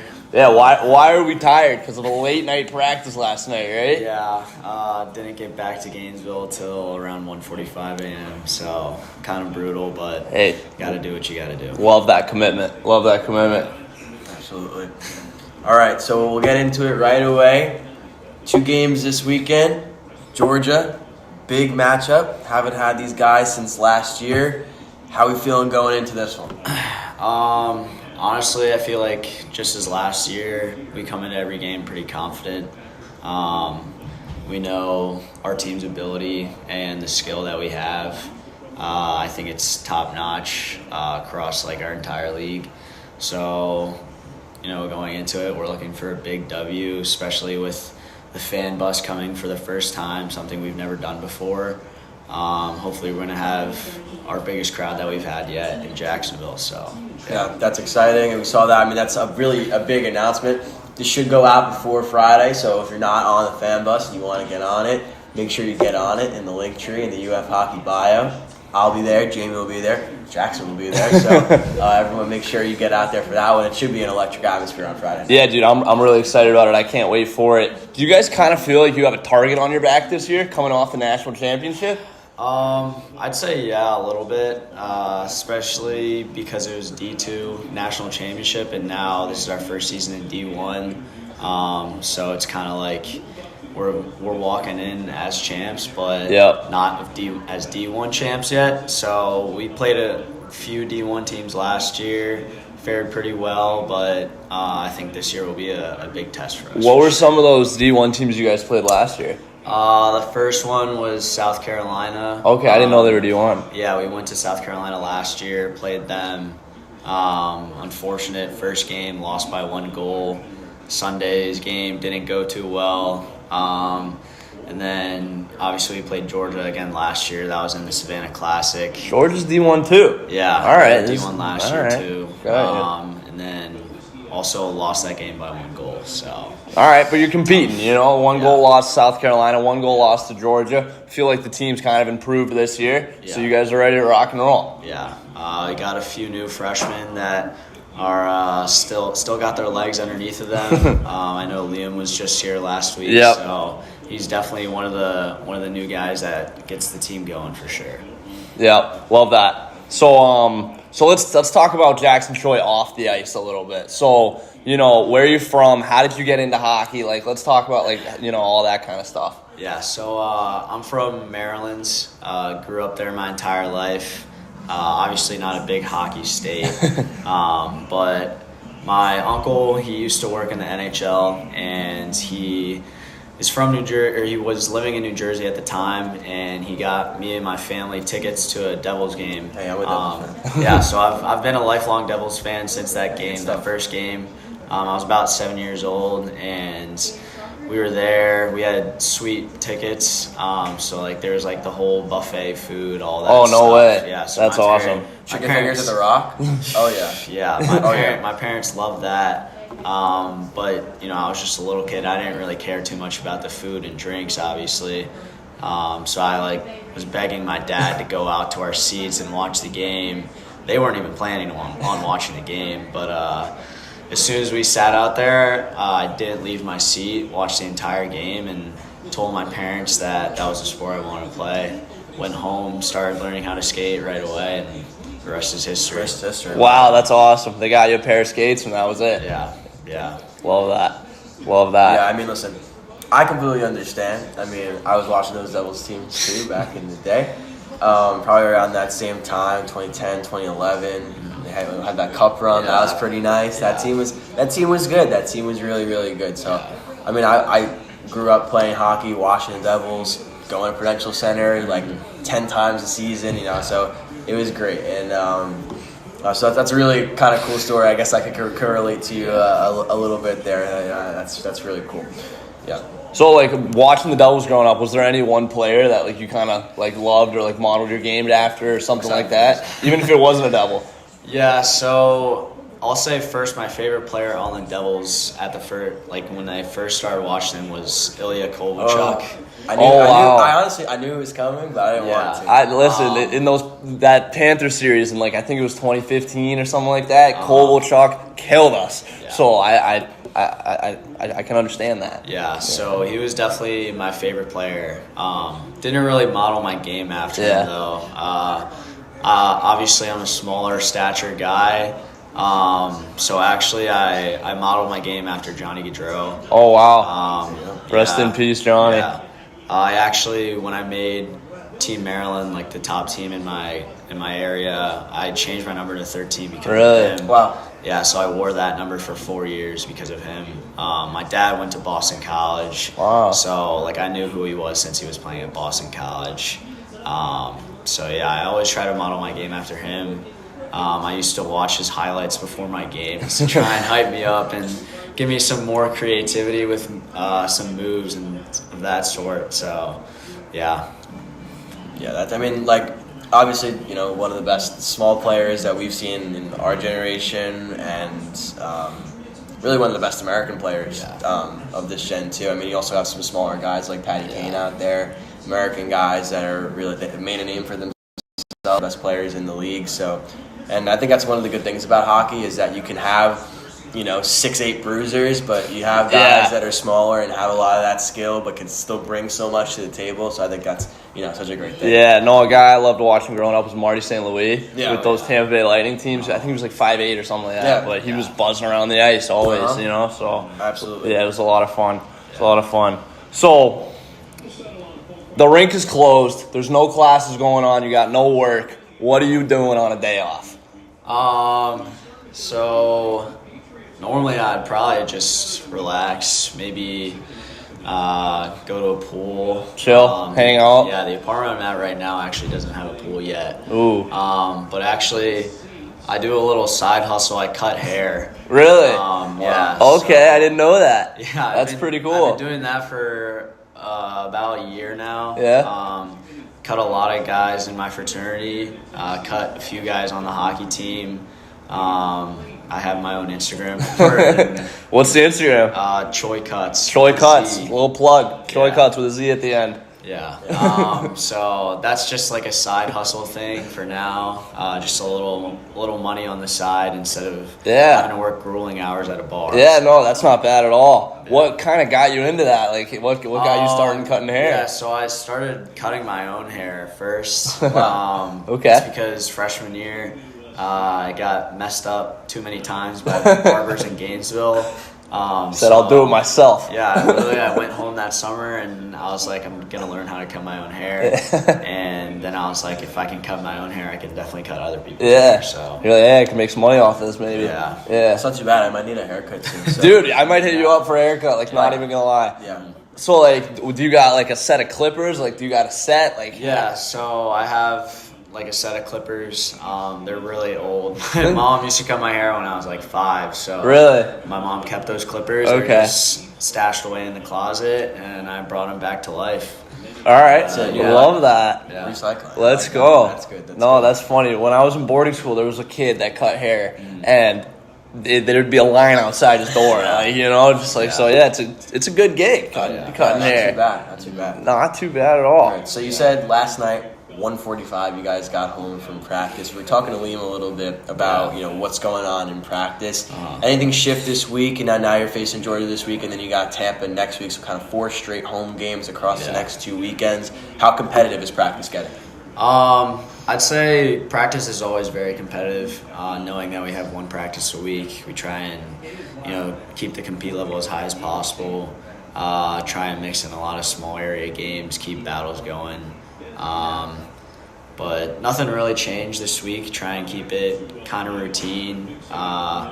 With only 1 practice, there's so much you can do in a week. But yeah, I think we looked pretty good last night, and we're all pretty excited for the weekend. I'll say that for sure. Yeah, I mean, we're really excited for the weekend, too. We kind of talked about the fan bus. You said this could be the most fans you guys have ever had. You've been here for a few years. What does it mean to kind of be a leader on this team, a veteran leader? You've been here for a few years, director of marketing now, so you do some stuff off the ice as well. Kind of what does it mean to be a leader on this team? Yeah, I mean, honestly, it's weird being a junior now. I don't like thinking that I'm an older guy. Yeah. It's funny seeing these rookies now. Thinking about rookies last year, and I still think about the days when I was a rookie. Those were like the best times of my life now, and I'm kind of trying to take a role like Parker Mara, honestly. Okay. He was a really good vet to me in my rookie class, and I'm just trying to be a similar role model to him, to these new guys. Yeah. And, I think as years go by, I'm getting more washed. So I'd like to think, hopefully I can still put up a good amount of goals this year, a couple points every once in a while, but I think we're passing the torch to the rookies this year. Yeah. Especially Liam. I think he's going to light it up this year. So do you guys have anything that you guys do for the rookies? Like, you keep referring to like the rookies. Like, do you guys have any kind of like I don't know, like traditions or stuff that you guys do with the rookies? Or yeah, there's a few rookie traditions that we do, and they also have to do like the normal rookie stuff, like filling up the water bottles, picking up the pucks, picking up the cup, the pucks. Yeah. Few other things. Not sure if I can talk about it on here. All right. That's okay. It's just tradition. We got to keep it within the team. We respect that. What stays in the locker room stays in the locker room. That's okay. I understand that. Yeah, but so I mean, you said we were talking about the fan bus again. You've been on this team for a long time. Not only have you been a leader, but you've seen this program progress through and get better and better and better. Add a D3 team, try now to add a women's team. So, I mean, this program has really expanded, and you've kind of been there for most of that progression. So how has it been? And, because you've got kind of like a whiplash effect of seeing it move so fast? Yeah, so, I mean, it's kind of crazy thinking about it. I remember my freshman year coming into it. I honestly wasn't sure if I was going to play hockey at first. Really?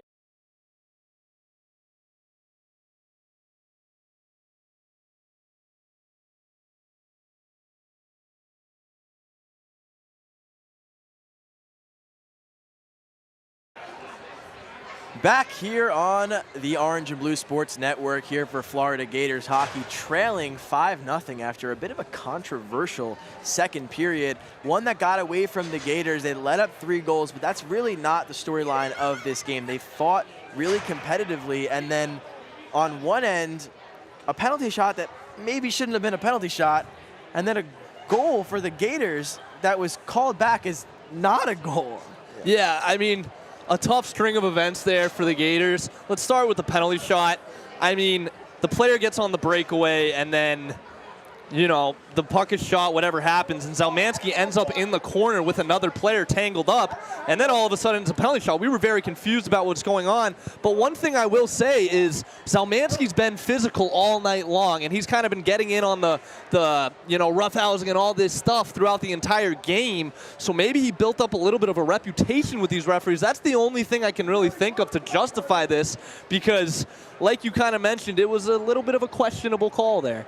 Yeah, and then the goal that drops down, that it should have looked like it should have been a goal. Time expired. Still a minute 46 left to go on the power play. We'll send it to a quick interview with Noah Horowitz after that incident. Here with Noah Horowitz after a pretty rowdy second period. Noah, you guys are down 5-0, but that's not really the story of this game. It's been pretty evenly matched. What can you do to kind of bounce back in this third period? Yeah, it definitely doesn't feel like a 5-0 game. It feels a lot closer, but, you know, you can only control what you can control, so this next period, we're in the power play early. Let's try to bury one now, and we'll work from there. But the best thing we can control is what we can control, our effort, our attitude, and just the way we carry ourselves. So that's what we're looking forward to doing the next period. Yeah, things getting a little bit chippy in there. How can you guys, you know, down 5-0 right now, be able to kind of just stay controlled and, like, stay within yourselves and, you know, go out there and try to turn this thing around? Yeah, like, try not to think about it too much. Like, if they're going to come at us, we're going to come at them. But we're just trying to win a hockey game, bounce back. So try to stay out of the box is a big component of that. So by staying out of it can only benefit us and just how we represent ourselves as a team.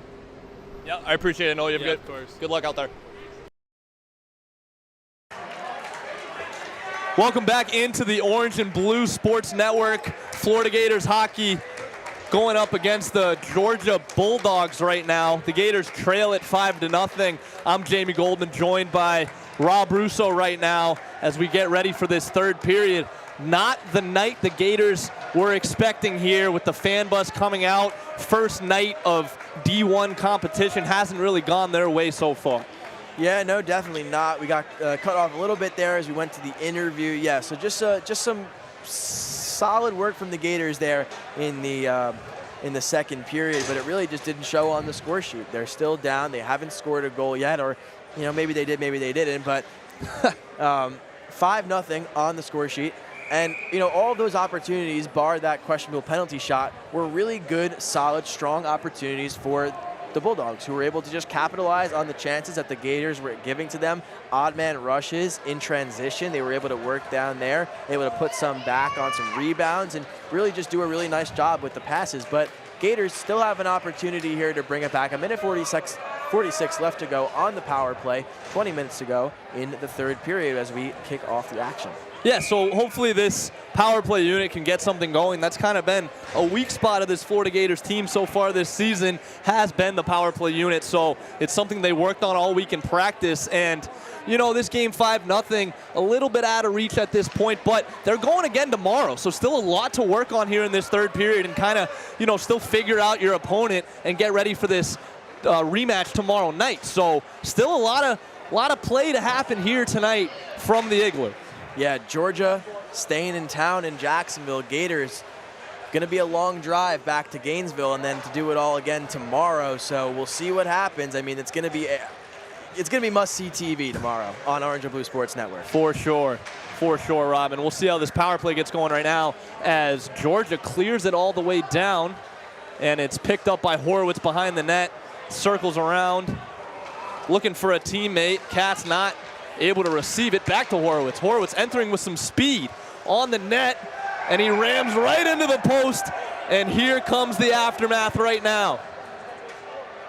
Yeah, we could expect that if any big physical plays like that one are going to go down. Yep. Refs are going to have to pull them apart. Spreading the love right now behind the net. A nice big bear hug behind there right now. Kind of broken up. I don't think any of that warrants a call either way. But who am I? Because Noah Horowitz looks like he's coming to the top of the circle to continue play. Right. So, yeah, getting ready to drop the puck here. Looks like it's going to be a neutral ice face-off. And the Gators still 58 seconds left on this power play. Yeah, plenty of time here for the Gators to work on the power play. Definitely don't want this game at least to end up in a shutout. Yeah, these fans are starving for a goal. They came all the way from Gainesville to watch this team play, and thus far, no goals on the score sheet to cheer for thus far. As a stick goes flying in center ice, picked up by Katz. Working in center and going the other way now is Gannon for the Bulldogs. A nice hit that time. Noah Horowitz lets some frustration out. Yeah, nice hit there along the boards. Gets the Gators possession back as just under half a minute to go on the power play. See if they can set up here on the power play. Katz throws it down to McCoy. Top of the circles. Looking for a teammate. Finds Noah Horowitz. Back to McCoy. McCoy working through the center of the neutral zone. Fires it. Bounces off a couple of Georgia bodies and skitters out to the wall. Georgia's right back on it. It's Massaros trying to play it to center. He can't. Katz picks it up. It's McCoy. Man out of the box for Georgia. Even strength. We're back to even strength. Lickeshaw got tied up with the referee that time and wasn't able to retrieve the puck. As Horowitz picks it up. Katz moves it out to center ice. The energy from both teams seems a lot lower in this third period of play. You know, they were firing in the first two periods all over the ice with speed. Things have really settled down here in the third period, it appears. Yeah, goals aside, I mean, that first period, 100% Georgia's way. Second period really looked like a good showing for Florida, especially heading into tomorrow when they have a fresh scoreboard to work with. Yeah, definitely. Something they could really use because, as we've kind of mentioned in this one, the scoreboard 5-0 is not what we've seen here on the ice tonight. The Gators have played pretty evenly matched with this Georgia team. Georgia has just capitalized better than the Gators, and that's pretty much the bottom line here tonight so far. But, you know, the Gators still working here, still trying to get something going and hopefully build off something here in this third period for tomorrow night's matchup. As Lyracy moves through center. A shot blocked on the way. It was Berkel-Jasek with the block. Gators on it. It's Weinstein to center for Edwards. Edwards tries to put the moves on. Can't do so. Massaros hit by Weinstein on the wall. Lyracy back on it for Georgia. Taking a 1-on-4 into the zone. Lost his footing. Gators recontrol the puck. It's Choi looking for Weinstein. An onside play. Edwards puts it behind the net for Choi. Choi will retrieve it in the corner as the Gators get fresh legs. And another whistle here. I've never seen a hockey game with more whistles that I don't know why the whistle blew. Yeah, I might have to agree with you. I don't really know why play stopped there. A little bit trigger-happy whistle on that referee. But an offensive zone face-off for the Gators nonetheless. It'll be Cole Rosen striding into the circle for Florida. He's got Nick Ho on his side and Rainoff. So Coach Pasquale kind of mixing up the lines right now, as Ho usually with McCoy and Lickeshaw. And I like that decision. It's a chance to experiment early on in the season in this opportunity. Kind of treat this like a period zero for tomorrow. I like that a lot. Period zero, kind of use this one as a reset, a recalibration period for Florida, as they have it hemmed in the offensive zone right now. A good step that time. And as it does go out to center ice, Selmanski's on it. Selmanski one penalty away from the hat trick of penalties tonight. He's reached the box 2 times.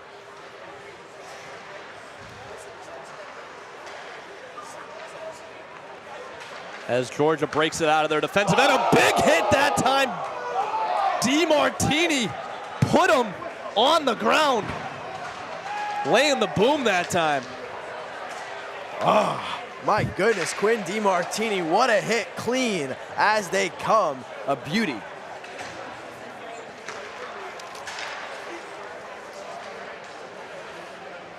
Dumps it in deep. Gators get a change. Telab works on it in the corner, forces the turnover. A great play that time from Telab, going 1-on-2 and coming out with the puck. Gators back on it. It's Noah Horowitz. Going down a 2-on-1. Good back check from Horowitz, though. He finishes his hit there.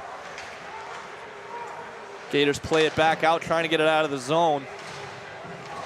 Working along the wall there. Talab tries to just shove it out to center, and he does. A 2-on-1 going for the Gators here. Olenek going to the net hard. Puck off the pad. Goaltender kind of got hit by his own guy there. A shot from the point. It's stopped by Testino, and it'll be an offensive zone faceoff. The net also kind of looked like it came off there as well. Nice work there on the 2-on-1. I like the shot attempt there, not chancing it, trying to go across and maybe having it getting broken up. Gets a shot, clean on goal. Testino stays with it, and then the redirect. And so just a really nice job from him in goal, but a nice job from the Gators there. Yeah, it's going to be something to work on maybe in tomorrow's game, is just getting more pucks to the net. Gators have had a lot of offensive zone time, but the shots haven't really translated. So that could be something that, you know, Coach Frank Pasquale can instill in this team before tomorrow's game. As Brody Sheets takes it behind the net. Harassed by a Bulldog defender all over him right now, but Sheets still on it, throws it to the net, it's bouncing around, it's still loose. And a quick whistle again as Testino was on it, and it'll be another offensive zone faceoff for Florida. And impressive for his size, Testino, very quick between the pipes, able to get out, stretch pretty far, and make some really nice plays. Testino has been the brick wall for the Bulldogs all night long, turning away every shot the Gators have thrown at him. As Bulldogs lead 5-0 here with just over 14 minutes remaining in this third period. The freshman Liam Lickeshaw steps into the face-off circle. He's joined by McCoy and Katz. So it looks like Katz and Ho switch spots. Katz taking Ho's spot on this line right now. Frank Pasquale kind of experimenting with the lines in this third period, like you mentioned. As McCoy takes it behind the net, it's loose in front. Horwitz shoots, and Georgia was able to get a stick on it. A good opportunity from Horwitz. He had half the net open that time, but a great play by the Georgia defender to get a stick on it. And now Georgia goes the other way, 2-on-1.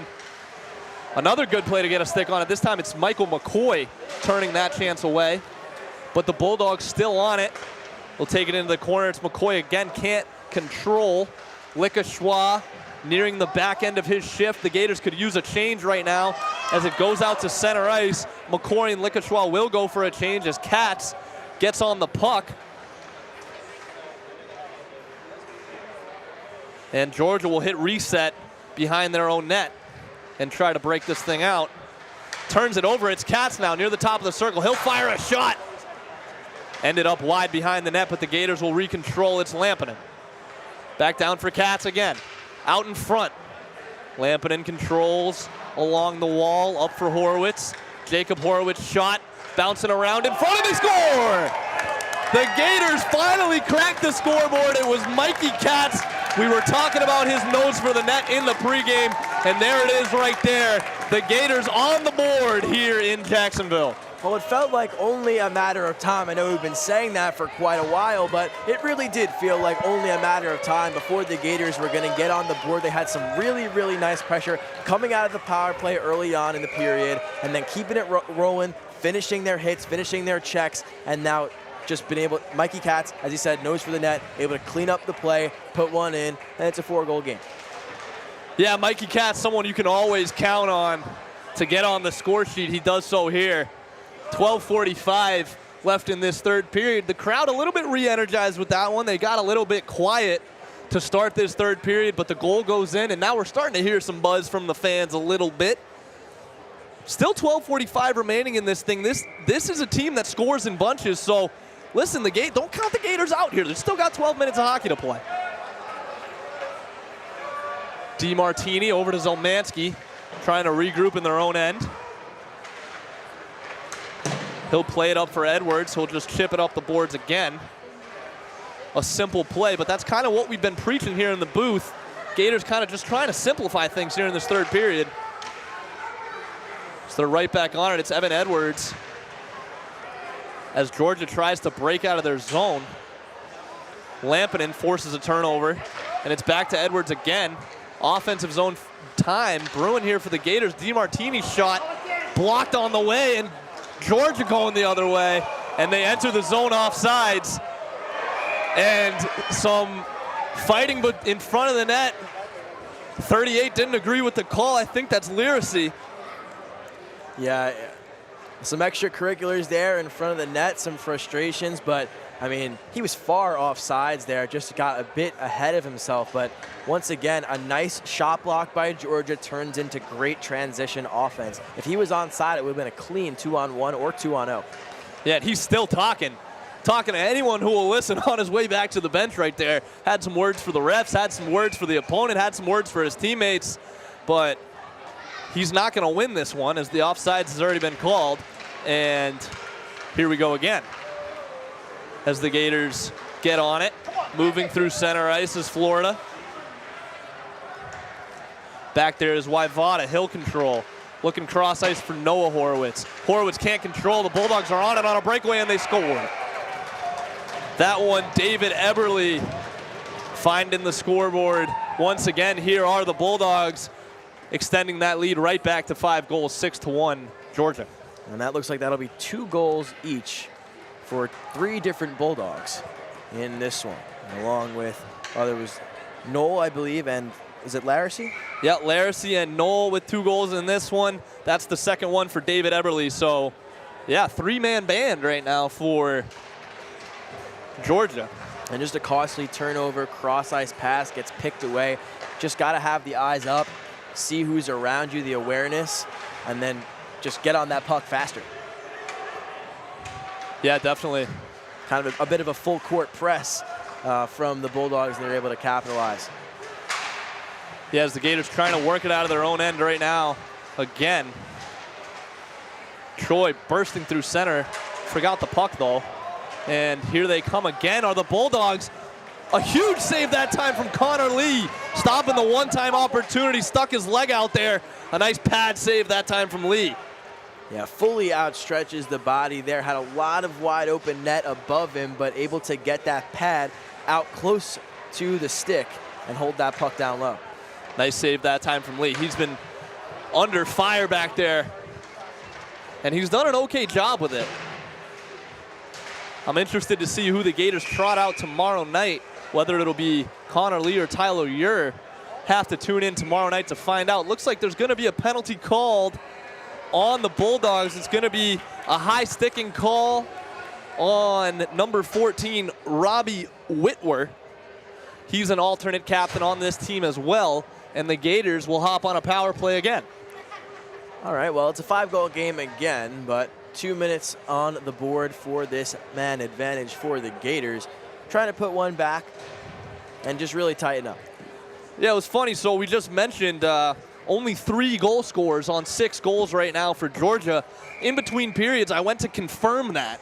And number 7, Bill Martin, was sitting around where I was going to confirm, and he said number 7 has scored every goal so far. So that made me laugh. That was funny. But no, it's only been Eberle, Lyracy, and Noel thus far for the Bulldogs. But the Gators on the power play, something that they've been trying to work on all week in practice. So we'll see if they can get something going. This is a little bit of a practice opportunity right now. You know, down 5 goals in this one. You know, just trying to work on that power play, get some things going for tomorrow's game against these Georgia Bulldogs. Puck out in front. It's still loose in front. Lampinen on it up top. It's down to Katz. Katz up to Noah Horowitz. He'll fire. Puck goes just wide. And Lampinen right back on it in the corner. Behind the net now is Florida. Shot from McCoy. Stopped by the goaltender. Testino did lose the shutout, but still a very solid game so far. Only allowing 1 goal on a flurry of shots from Florida in this one. We'll keep an eye on if he's starting tomorrow as well. 2 other goaltenders listed on this Georgia roster, so we could see a switch up tomorrow night. And we'll see what the case may be. Maybe try and give him a break, or, I mean, you got to sometimes roll with the hot hand or hot glove. And Testino.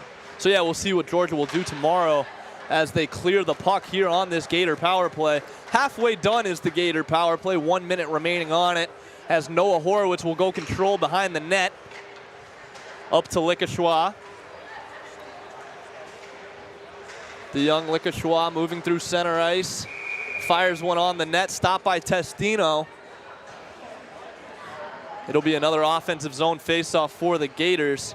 45 seconds on this power play remaining. The Gators will insert a whole new 5 here. Telab, Rainoff, and Sheets up front. It'll be Burkle, Jasek, and Jacob Horowitz on the back end.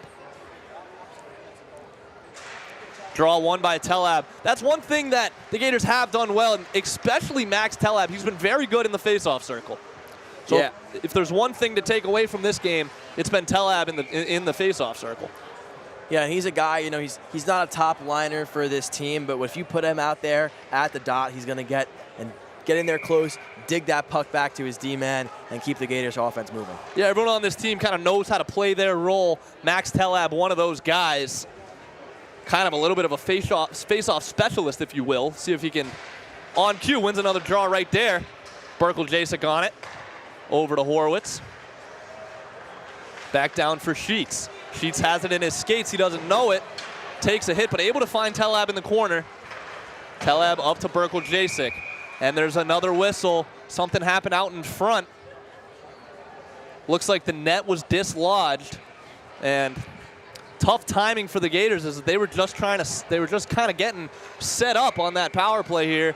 They'll have to reset. A kind of choppy power play so far for Florida. 17 seconds remaining on it. We'll see if they can get one last chance. Yeah. Burkle, Jasek fakes the pass across. It's Rainoff now. Berkey back on it up top. Finally does go across to Horowitz. Horowitz back to Burkle, Jasek. Intercepted on the way. And Georgia will reset. Yeah, Gators were offside there, had to touch up. Yeah, really unfortunate that the net came unlodged here. Puck was coming back to Burkle, Jasek at the point who could have laid the boom there. Yeah, and the penalty comes to an end. So once again, the Gators' power play struggles continue. Not able to get one going there. As 8:20 remains in this final period here at the Igloo for this Friday night matchup. College Hockey South game of the week. But it looks like it's going Georgia's way. Right now, 6-1 lead for the Bulldogs. Telab working through center ice. He's been out there for a while. Probably could use a change. Dumping it in deep is Horowitz. And now Telab will go for that change. Rainoff will join him. Onto the ice is Maddox Olenek and Cole Rosen for Florida. Georgia working the other way. Good stick on it in Zelmansky, and he'll lay the body in the corner. In front, DiMartini skate. Stopped that one right in front of the crease, but Sheets able to get it out of there. Rosen turns over the puck, but gets it right back. And he'll throw it into the Georgia bench, and it'll be a whistle. Unintentional there. Hopefully they don't take it as Yeah, not too much extracurriculars in this game, especially a 5-goal game. Sometimes things tend to get out of hand, especially in a rivalry like this. But so far, cooler heads have prevailed in this one, so we'll see if that changes in the next 7 minutes and 22 seconds here in this third period. Olenek on it. He works it free for Edwards. Good hustle that time from Olenek. On it again is Rosen. Rosen looking up top for DiMartini, finds him. Right back down, and Rosen will control again.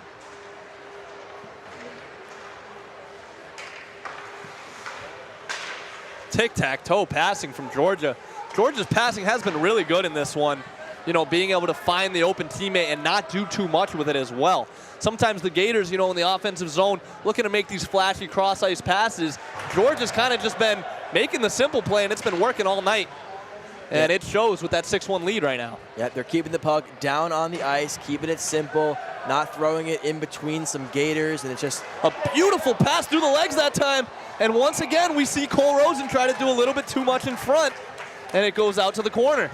Yeah, it looked like he tried to sneak it 5-hole, but Testino able to follow him through, kind of pulls out the splits a little bit there, get the stick down, get the glove down, and halt play. So now the 3 for Florida right now is Weinstein, Ho, and Choi. joined by Waivada and Horowitz on the back end. Back to Horowitz, manning the blue line. He'll fire it into the corner. And now it's Weinstein on it. Loses control, and Georgia plays it out to neutral ice. Right back down into the Gators offensive zone. Testino will play behind the net. It's Gannon going cross ice. Horowitz able to keep it in. Took a couple bounces, ends up in the corner now behind the net. Playing at the top of the circle is Troy, working it behind the net, but no Gator able to retrieve it, and Georgia will break out cleanly. Couldn't get it in the offensive zone as Georgia, though. And finally they do, but they call a high stick, so the Gators will touch up. And it goes all the way down as Weinstein gets a touch on that one and gets a change. Some fresh legs out here for the Gators. Likashwa. Choi bats that one down at center ice. Finds Horowitz. Likashwa. Kept in that time. Burkle Jasek shot just wide. And now it's Horowitz on it again. He's got it at the top of the circle. He'll fire. A nice glove save that time from Testino. He's been strong all night long. Yeah, he's looked really great in net. That was a nice chance from Burkle Jasek with the slapper. And then from Jacob Horowitz, able to kind of move out of position, come down from the point to the low circle, and then rip one with the wrister, but Testino sees it all the way through glove side.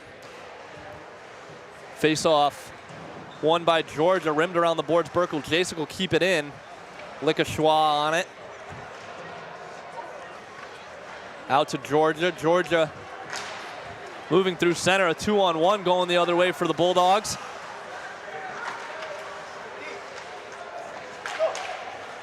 One of the first errant passes there from Georgia in transition. That one just goes through the skates. Gators now have a chance.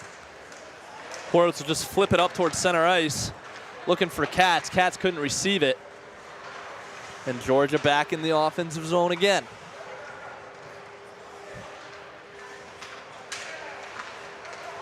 Katz on it, loses his footing a little bit there, not able to get it out of the zone.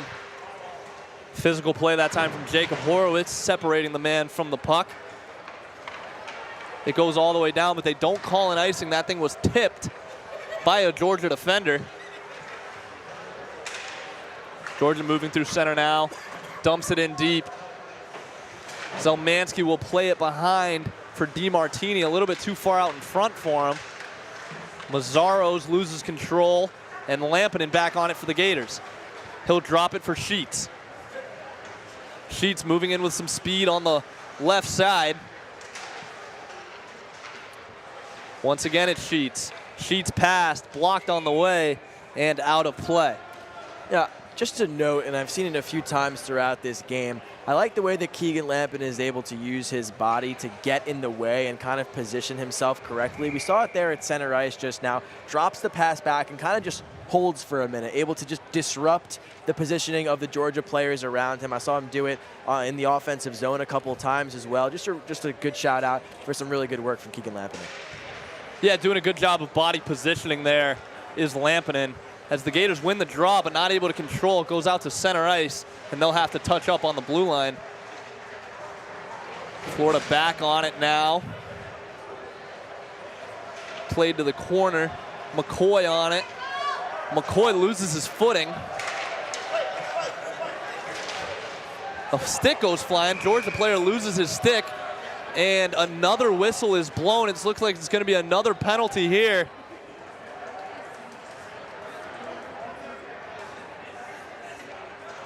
And it looks like it's going to be another Gators penalty. Brody Sheets going to the box here. Called a cross-check on him. And things don't get much better here for Florida in the third period. 3 minutes to go, and a 2-minute penalty for Sheets. Yeah, tough blow for the Gators, but really not much would have happened regardless in terms of the victor of the game, most likely. However, you know, it's been a bit of a struggle to stay out of the box for Florida today. Yeah, as Georgia wins the offensive zone faceoff and controls slowly as Gannon. Gannon shot blocked by McCoy and goes up into the netting right over there by that national championship banner. Hey, never forget, you know. Hey, it is still banner night here in the Igloo.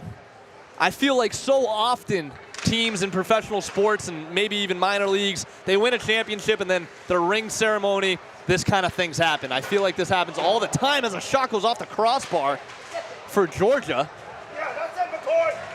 McCoy moving with some speed. Loses control of it. It's Gannon again. And as we said, a bit of a period zero for the Gators. This is a nice chance at full strength, full speed to go against Georgia on the penalty kill now. Yeah, so I mean, another opportunity to work on the penalty, just like you kind of just mentioned there, work on your penalty kill. So, you know, not all is lost here. You know, in this third period, still some things to work on, still some things to take away from this game, some positives to take away. And I'm expecting a much different look from this Florida Gators team tomorrow. Yeah, totally. And, you know, things could have definitely gone their way in this game, had a few things change, but, you know, we can't really look at that. You got to look at what's in front of you right now, and it's a 6-1 lead with just under 2 minutes to go for Georgia. Exactly.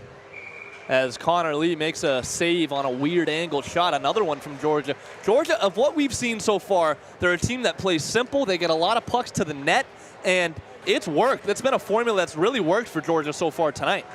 I mean, yeah, I think the biggest thing for them is that they're taking advantage of anything that the Gators give them. If the Gators make a bad pass, if their heads are not up looking at who's around them, they're going to take advantage, and they're going to put it past Connor Lee. Yeah, and, you know, maybe even a little bit of a welcome to Division I hockey for the Florida Gators tonight. You know, getting a little bit of a wake-up call after dominating the Division II division last season. So tougher competition this season, and the Gators are going to have to up their game and step up to the challenge. I mean, totally. A punch in the mouth on the first day of competition it might be the best time, because you don't want it in the middle of the season.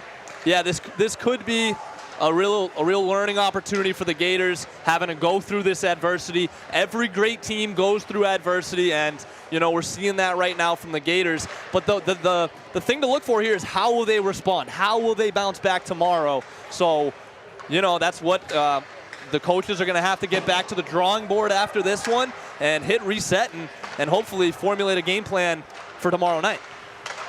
Yeah, goldfish memory, as Ted Lasso liked to say. Exactly.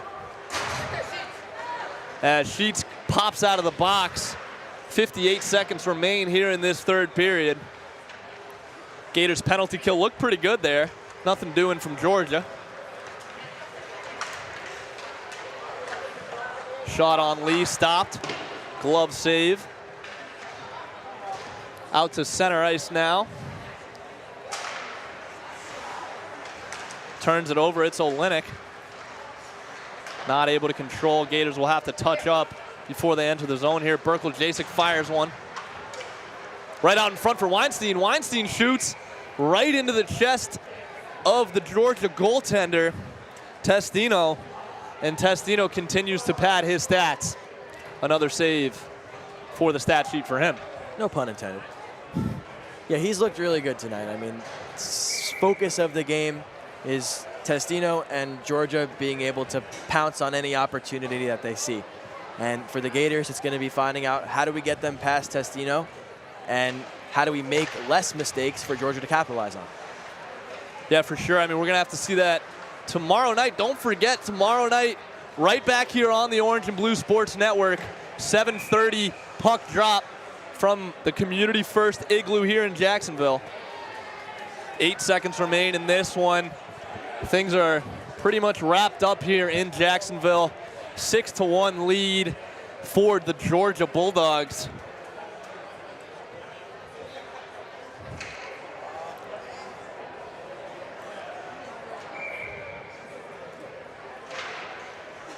Weinstein will take the draw, and they'll pin it against the wall, and that'll pretty much do it here from Jacksonville. The Gators fall to the Georgia Bulldogs 6-1 in this one. a tough look from the Gators. It was the College Hockey South game of the week here. Didn't go the Gators' way. The Bulldogs spoiled their banner ceremony. And we'll step aside here for a second before the post-game comments. You're listening to Florida Gators. You're watching Florida Gators hockey on the Orange and Blue Sports Network.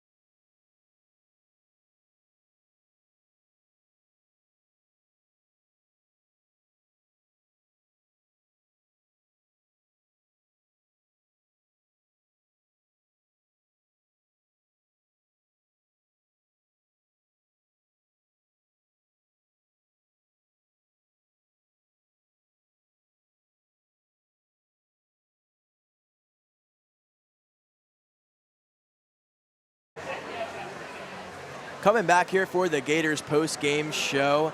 A difficult loss, 6-1 against the Georgia Bulldogs in game 1 of this 2-game set. Gators struggled today to put goals past Ryan Testino for Georgia, but they'll have a chance tomorrow to bring it back. Yeah, I mean, like we've kind of been preaching this whole night, a 6-1 score of this game does not tell the whole story. Both teams came out firing. That first period was really evenly matched. You even saw that in the second period. The bounces just didn't really go the Gators' way this game. Kind of found themselves behind the 8 ball early, and were never able to really come back from that.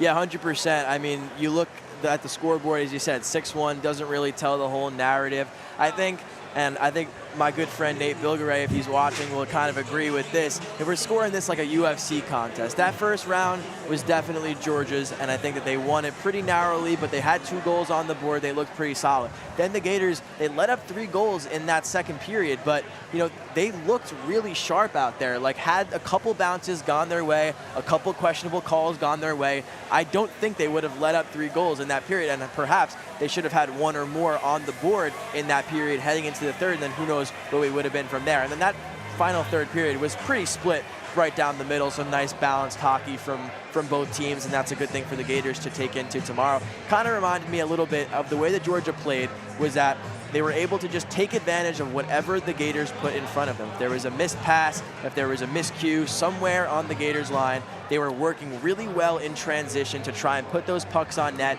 pick their shots, pick their corners really well, get in on odd man rushes on Connor Lee, and put the goals past. I kind of looked at it like a few weeks ago, or maybe a little longer than that now, when Dricus Duplessis was fighting Israel Adesanya, and Izzy looked really good in those first few rounds of that fight, and DDP was kind of switching his stance, trying to figure him out, but then when that opportunity arose for him to get that choke in and end that fight, just like that, it was over. And that's what I kind of saw from this team tonight, really just capitalizing on the Gators' mistakes. So hopefully, if they're able to tighten all that up into tomorrow, you don't have those mistakes, you don't have those goals from Georgia.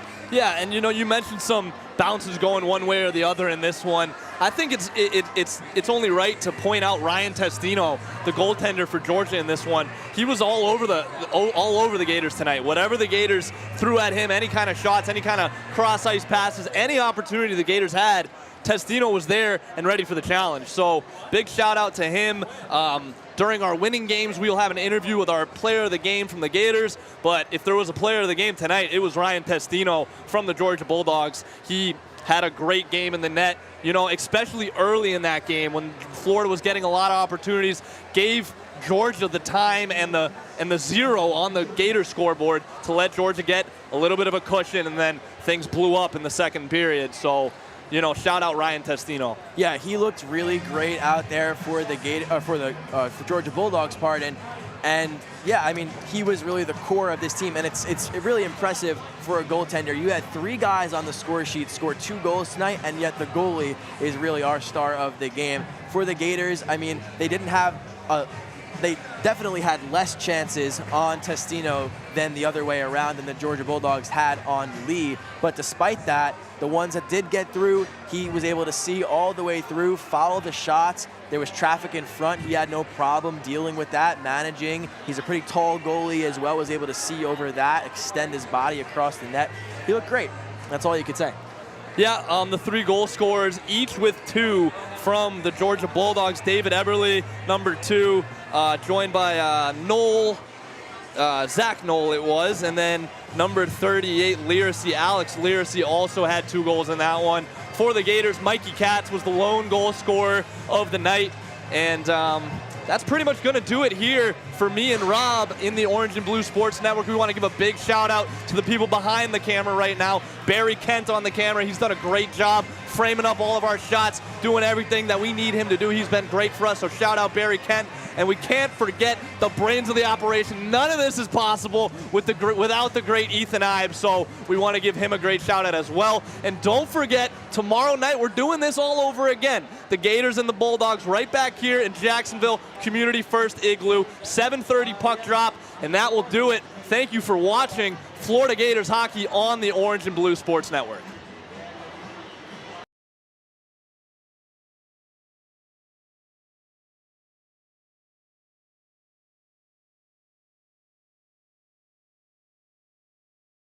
Thanks for tuning in to the Orange and Blue Sports Network's coverage. Follow us on Instagram and Twitter at OBSN Gators. That's OBSN Gators. Until next time, go Gators!